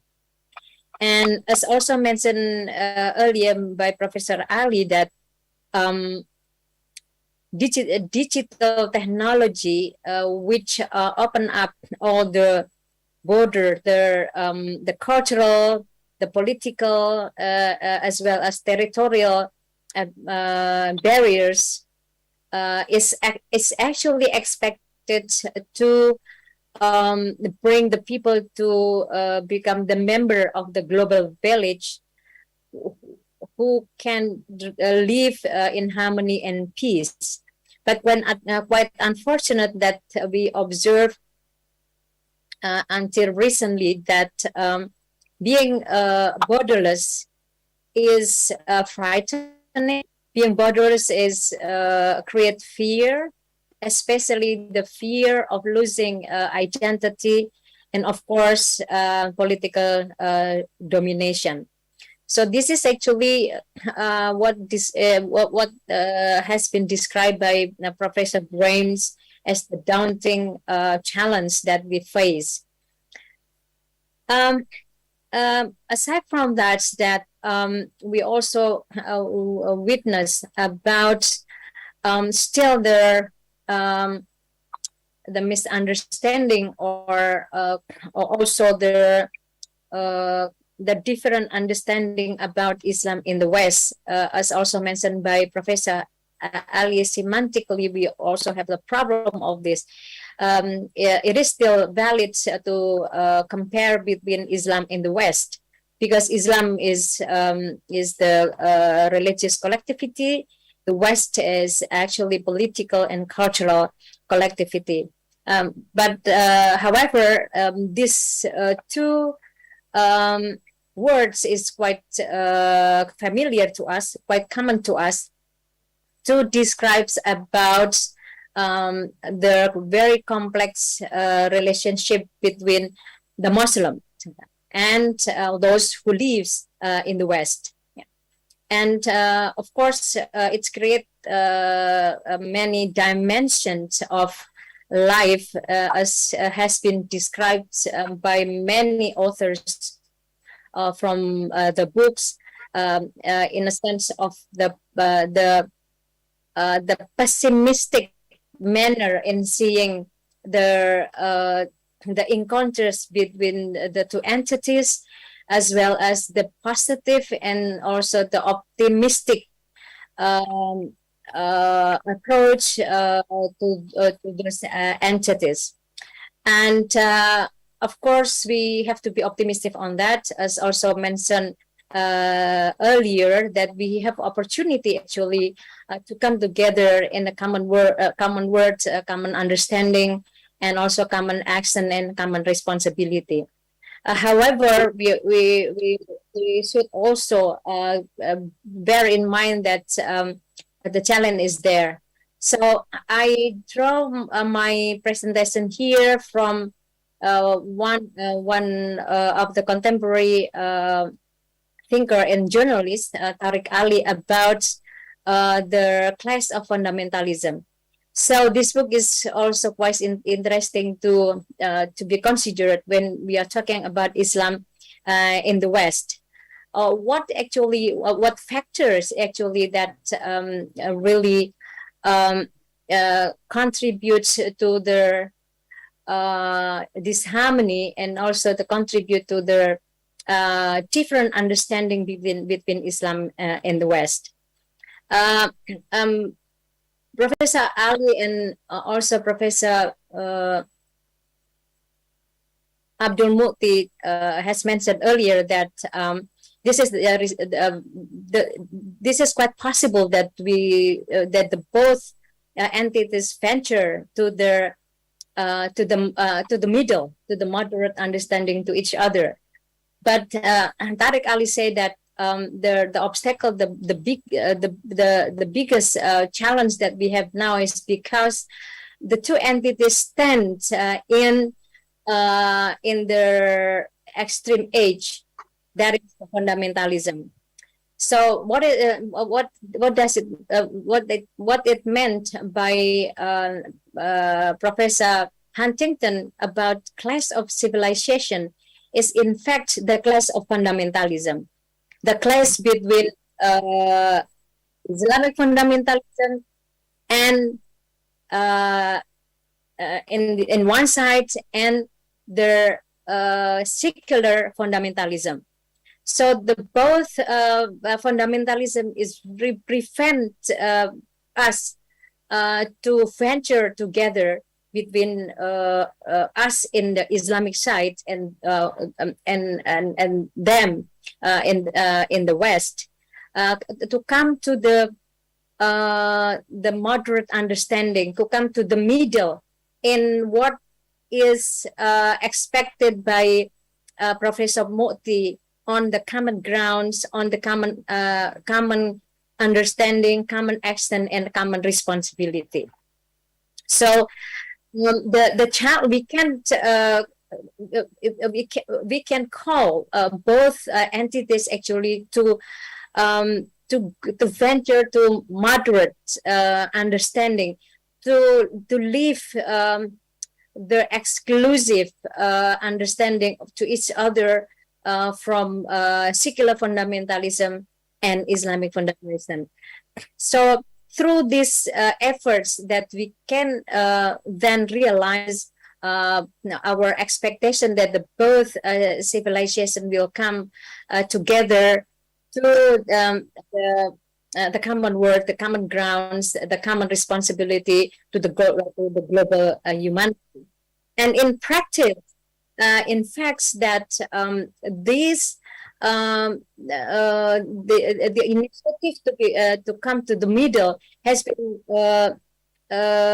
mediated by the establishment of United Nations with the declaration, with the convention, with all the resolution, which actually this is the reflection, the actual reflection of the common grounds that is involving all the members of the United Nations.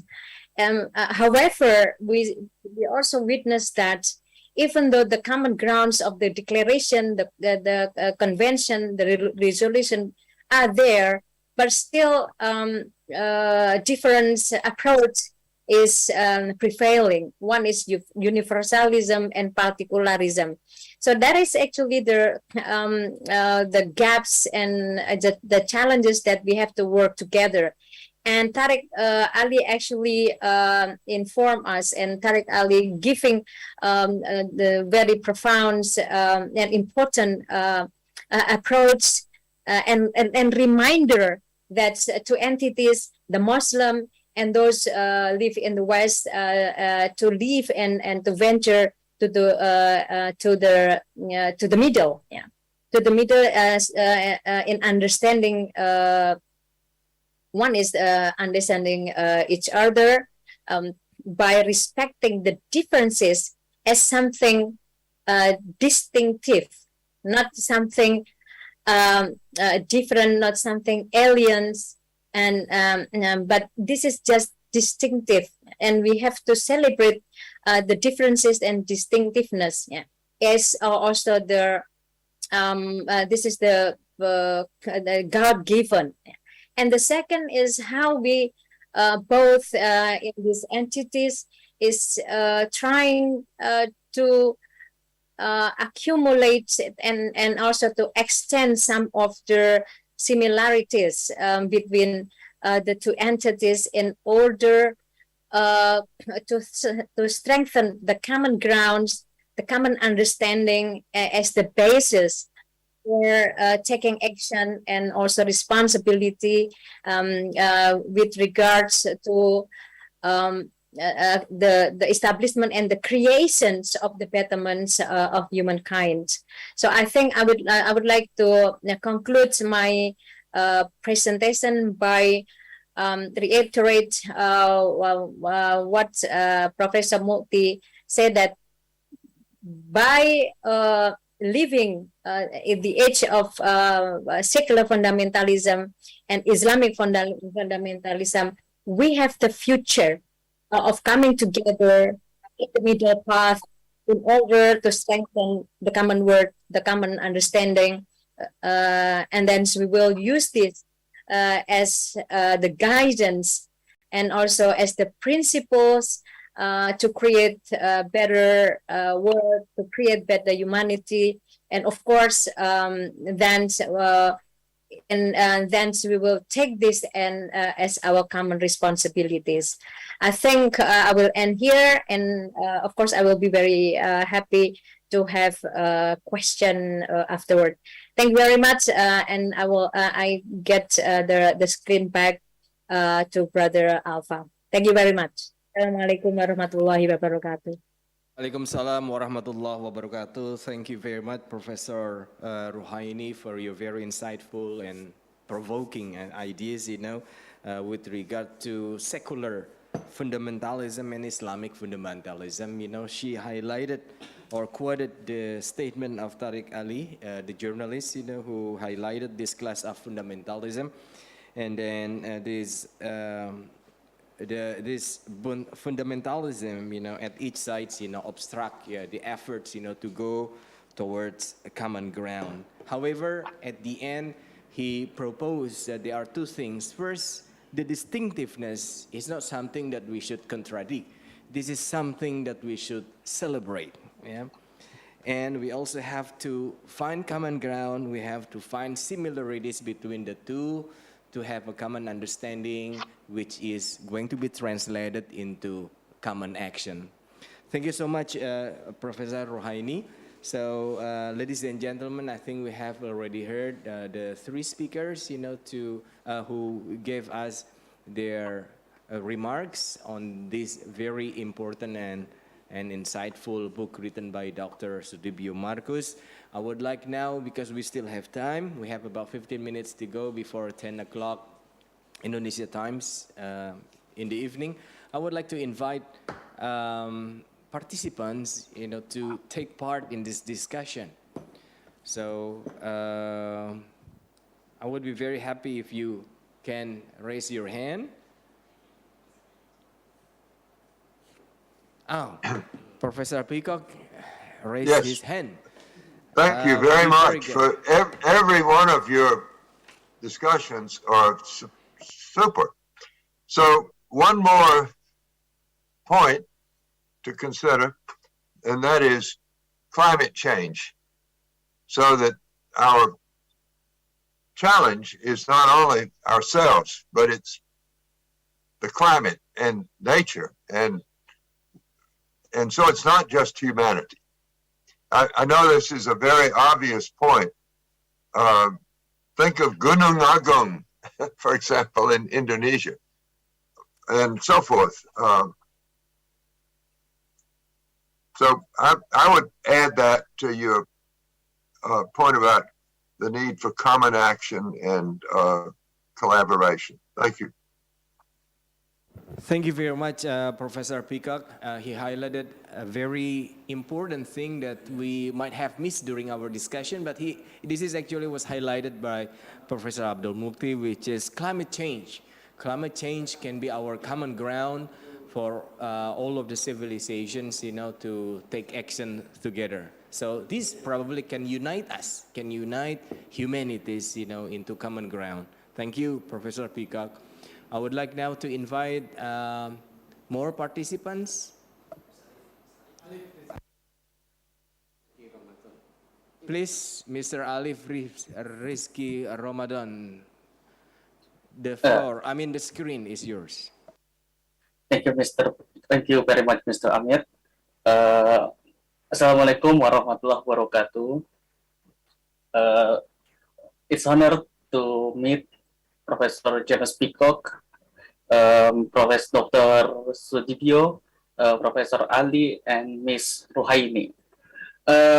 One thing that I see from this discussion is about the first thing we talk is about a term Islam and the West. This is what differentiate between Islam and the Western scholar. When Islam talking about something, they will tend to use the mantik or the logic in their title. So even though Islam and West or Muslim and West in the conception is very similar, but the Muslim and the Islam tend to see this as a conceptual and very logical way of thinking. So, oh no, this is a geographical talk, or this is a social talk, like what Professor Ali said. And that is one of the things that Muslim or the Islamic scholar have that advantage to talking about right now. To the main point is to Professor Ali. We know that a problem is tend to do not just because the religious belief or the religious talk to say you hate this person, you hate that kind of person because that person is let's say burn your family 500 years ago or something like that. But the main reason is politics. And once again, a politic is playing the part of the game in this civilization. So in our context now, in the Indonesian or in the Islamic world now, how we define Islam, not as a political system that creating a problematic mess, but to Islamic as whole, as a kafah and holistic Islam that tend to create a Muslim where Prophet Muhammad is deemed as a good Muslim. Because today Middle East is what we call it as a political Islam. We see Iraq, Iran, and many Syria is in political Islam. They just using the belief as their main basis, but the problem is not about the religious, but about the political. Thank you very much, Mr. Moderator, Mr. Amir. Thank you very much, Mr. Alif. Mr. Alif has highlighted the thing, very important aspects that we might have missed also during our discussion. He highlighted the aspects of the politics, and he said that politics plays an important part in this tension between Islam and the West. And he argued that Islam in the Middle East is actually more political, than being a kafah. Islam is a holistic way of life, as a good Muslim. And probably he might have also talked about the identity politics of Islam, in Indonesia contemporary political landscape. But thank you so much, Mr. Alif. I would like to invite more participants to contribute to the discussion. Please do. Please raise your hand or just directly comment on this. Okay, Mr. Alif has addressed this to Professor Ali. Prof. Ali, would you like to comment? On that? Okay. Please. I wish we have more questions, but for Alif, first, we have to come to agreement about what we mean by politics. It is a practical politics, or it is politics as life, that everybody is actually political in some ways. It's about power. It's about the power to convince others. But I think I try to understand what Alif tried to ask. It's more about power politics, controlling the government and so on, right? That's how I see your questions. So if that's what you mean, meaning the practical politics, the identity politics that is used for, short-term interests, gaining power, then I think Islam is more than that, and Islam is, people believe it's a way of life. It's about submission to the divine, to God, but at the same time, how to make a good relationship with the Anas, humanity, and as well as also not only humanity, but also the other creation, the living beings. Al-Alamin, for example, the notion of God of the Al-Alamin, Rabbul Alamin, is the God of humankind and also the creation, including the nature, the environment. So that's so in other words, it's very very complex questions. Sometimes we say that it is religious. People say I'm religious, but they actually could be quite political. Sometimes people are political or explicitly say secular, but at the same time religious and spiritual.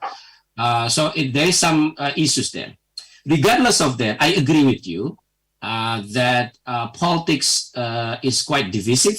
It divides people into pro and against, rather than unifying peoples in commonalities. And one of the challenges today is not about identity politics as such, but about politicization of identity that creates division and fear and hatred, rather than politics that bind people and make people work together to, to work for common good, the common good. So politics for the good, I think, is also an Islamic thing, but politics for the bad, for endangering people, harming other peoples, marginalizing the others, and so on. That's what I consider as a bad politics. But the good politics is very important, and in fact, Muhammad, the Prophet himself, was both a political leader as well as social, religious, spiritual, intellectuals leader at the same time. So it really depends, again, to how we define politics and how we want to see politics as something divisive or something that is actually unifying and making people realize that they purpose and work together to serve the humanity and the environment. Thank you very much, Prof. Ali, for your answers. I think these questions and answers contributed to this meaningful dialogue of this conference this evening. Thank you so much, everyone. I would like to invite the author of this book, Dr. Sudibyo Markus, now to highlight something or probably give feedback on this comment, please. Terima kasih, Mas Alfa. We are very grateful to have this, to have this generous discussion. We are amazed to learn that this online discussion is to be attended by more than 200, Mas, yeah? Yes. 200 online participants. This is amazing. We are very much grateful to this forum. Regarding to this discussion. I would like to give, Professor Ali already gave us the right answer to that. However, from my humble knowledge on the book, I have an old quotation that Islam is a fourfold phenomenon. Jadi Islam itu agama 4 lipat ya. This is one theory. You could have another theory. The first fold is Tauhid. Of course, the very basic essence of Islamic teaching is Tauhid. Second, Islam's way of life. And third is Islam's politics, yeah, as raised the last question. And the fourth is Islam's interpretation of history. So therefore, this book is a kind of how do we interpret the history. I want to give us a real example. You know that Professor Azumardi once he has to guide a student who studied how the Dutch behavior in Indonesia during masa kolonial yang 350 tahun itu. The student came from Nijmegen University in the Dutch, di Nederland. Nijmegen kita tahu itu Universitas Katolik. Kemudian Pak Stenbrink ini yang mengadakan penelitian di Indonesia mengenai kehidupan Belanda di Indonesia dalam hubungannya dengan agama Kristen. Ketika when he advised his colleagues in Nijmegen University, the response of his colleagues in Nijmegen was, apa orang Indonesia nanti tidak marah kalau baca bukumu itu? Karena kamu menguliti perilaku Belanda di Indonesia selama 350 tahun. Ya, itu respon dari masyarakat Belanda terhadap itu, dan memang itu sejarah itu satu hal yang real. Oleh karena itu kembali kita pada laptop, pada sejarah yang kita pelajari dari buku itu, bahwa sebetulnya bottom line itu adalah perilaku kekuatan sekuler di luar agama. Ketika surat A Common Word Between Us and You dirilis oleh Pangeran Muhammad Ghazi dari Lebanon, respon yang paling cepat itu sebelum Paus merespon itu datang dari Universitas Yale di Amerika. Di sana kumpul 300 pendeta. There came 300 Christian scholar and priests. Kemudian mereka telaah Common Word itu, lalu mereka sepakat untuk mengatakan, before we give our response to the common word between us and you, then we have to apologize first. Kita umat Kristen harus minta maaf dulu kepada dunia Islam atas kesalahan kita selama ini. Satu, kesalahan mereka adalah perang salib. Itu mereka akui salah. Sehingga Profesor Frank Magnus Susilo mengatakan, perang salib itu shameful heresy, satu perang yang memalukan. Itu bukan perang agama, itu perang brutal yang bukan atas nama agama. Jadi mereka minta satu atas perang salib, kedua adalah war on terror. Jadi mereka minta maaf kepada satu peristiwa lama, yang kedua peristiwa terakhir yang dibuat oleh Paman George Bush itu. Ya, sehingga Timur Tengah kacau balau, sekian puluh juta minoritas Kristen yang hidup damai di Timur Tengah selama 14 abad, tiba-tiba dibuat cerai-berai oleh George Bush itu. Sehingga sekarang yang kerepotan adalah Paus Franciscus yang harus keliling ke Timur Tengah untuk mengumpulkan yang terserak dari umat-umat Kristen itu karena perilaku George Bush itu. Jadi memang saya tadi, Mas Rizky Ramadan tadi, itulah situasi umum daripada kehidupan politik dan kaitannya dengan dunia Islam. Saya pikir terima kasih atas sambutan yang meriah ini, sambutan yang luar biasa yang saya katakan ke Pak Rektor bahwa this is beyond our expectation ya, kehadiran 700 lebih teman-teman dalam online diskusi ini kami amat mengucapkan terima kasih dan kembali Pak Rektor terima kasih UHAMKA beserta jajarannya ini telah mengadakan forum yang amat sangat berharga dan terhormat ini. Demikian Pak Rektor, demikian saudara-saudara, semoga buku yang sederhana itu membawa manfaat bagi kita semua dan yang penting semoga Allah meridhoi memberikan segala kemudian bagaimana semangat dari perdamaian ini bisa terus kita laksanakan. Terima kasih. Assalamualaikum warahmatullahi wabarakatuh. Waalaikumsalam warahmatullahi wabarakatuh. Please, Pak Rektor. So as the closing remarks, allow me to give first,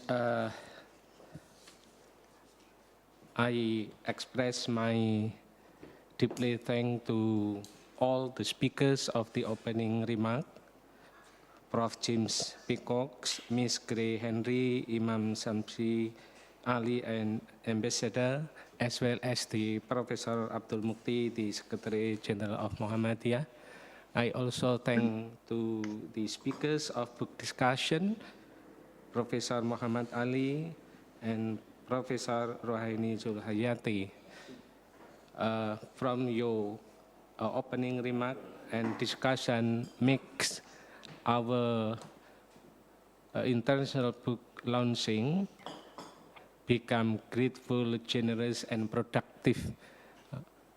And the second, allow me to inform to the publisher, Ms. Carrie Henry and Prof. James, as well as the author, permits us UHAMKA Press and me as rector to donate 150 to 200 copies of this book to the participant of the 8th World Peace Forum held by CDCC, Center for Dialogue and Cooperation Among Civilization, will be held in Surakarta 16 to 18 November 2002.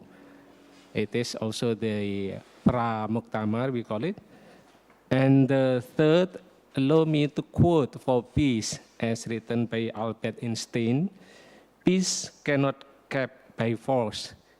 It can only be achieved by understanding. And I quote from the point from all the speakers, also mentioned that peace can be achieved through dialogue, collaboration, and implementation in order to be coming through. Thank you very much. Assalamualaikum warahmatullahi wabarakatuh. Thank you very much, Rector of UHAMKA. Ladies and gentlemen, I think we have come to the closing session of this very wonderful session of the conference discussing the launch of the book of Dr. Sudibyo Markus. Thanks again from moderator. I would like to return the screen to our MC, please. Thank you. Assalamualaikum warahmatullahi wabarakatuh. Waalaikumsalam warahmatullahi wabarakatuh. All right. Thank you so much, Mr. Amir Rahman, for leading the discussion forum really well, and also for summing up the whole presentation through the closing statements. Also, to the honorable panelists and presenters, Professor Ali, Professor Peacock, Professor Zuhayatin, Dr. Sudibyo, and also Professor Gunawan, thank you so much for your participation in this insightful and provoking discussion. Now, distinguished speakers and attendees, we have had insightful time together, and this meeting is about to come to the very end. Before so, I'd like to invite all of you to join to our photo-taking session. Now, please turn on your camera as our comedy and our cue to take the picture. This is one of the uniqueness of Indonesia. Take picture. This is the All right. mentor. Okay, so there are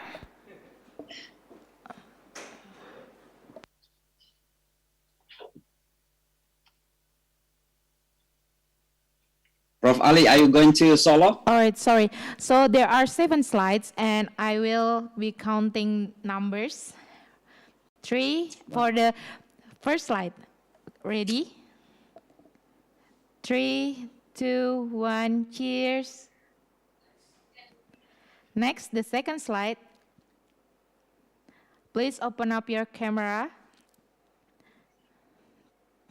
3, 2, 1, smile.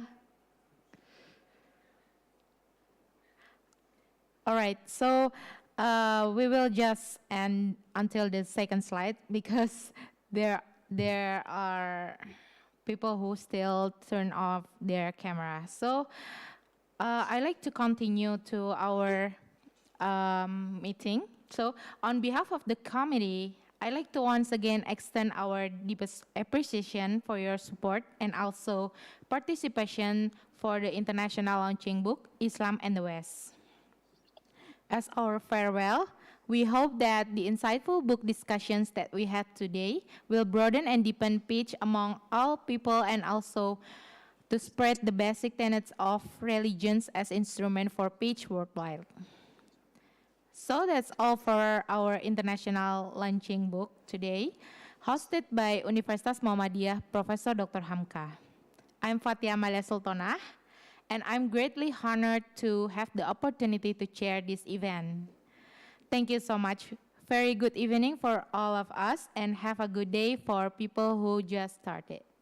Wassalamualaikum warahmatullahi wabarakatuh. Thank you so much. This is the morning time. Pak Imam Syamsi, I'm sorry, I'm very grateful. I cannot make it to Solo this time. Okay. Enjoy, have fun. Thank you. Prof. Moti, see you there. Yes, are you already in Indonesia or still in US? No, I'm still here. I'm in New York. Okay, so when are you arriving? The 16th. Oh, the 16th, okay. So you might arrive earlier than me then. Ibu Ruhaini, Prof. Yeah, okay. See you soon in Boston. Recording stopped. Thank you. Bye, Ani. Professor Rohaini, so good to see you. Assalamualaikum. James Peacock, thank you very much. Pak Peacock. Bye-bye. We do Pak actually... Peacock, terima kasih. I really enjoy your work. Yeah, Pak Peacock, hope to see you we soon. do actually expect you to be in Solo actually with your wife, Pak Peacock. Some picked up the book. Yeah. Because we will grant 3 solo artists and singers to receive Muhammadiyah Award. So we will give award to Waljina, and then Didi Kempot, and Kesang, during the inauguration of 110 years of Muhammadiyah anniversary. But you can send your video. You can send your keguritan from US, and we can play your keguritan in Solo. Bagus. Okay. Oke, Pak Gun, selamat ya Pak Gun. Assalamualaikum. Ya, Pak Tibio, selamat ya. Terima kasih semuanya. Thank you, Prof. Muti. Thank you, Terima kasih. Prof. Peacock. Profesor Muti, semoga sukses ya. Mohon maaf tidak bisa muktamar. Oke. Yang penting tulisan tentang muktamar. Tulisan tentang muktamar yang penting. Ya. Baik. Please do write about the muktamar. Right. Ya, oke. Thank you very much, everybody. Assalamualaikum. Thank you. Yeah. Bagus. Terima kasih. Oh banyak ya, YouTube 200, yang itu 300 dia. Jadi ada seluruh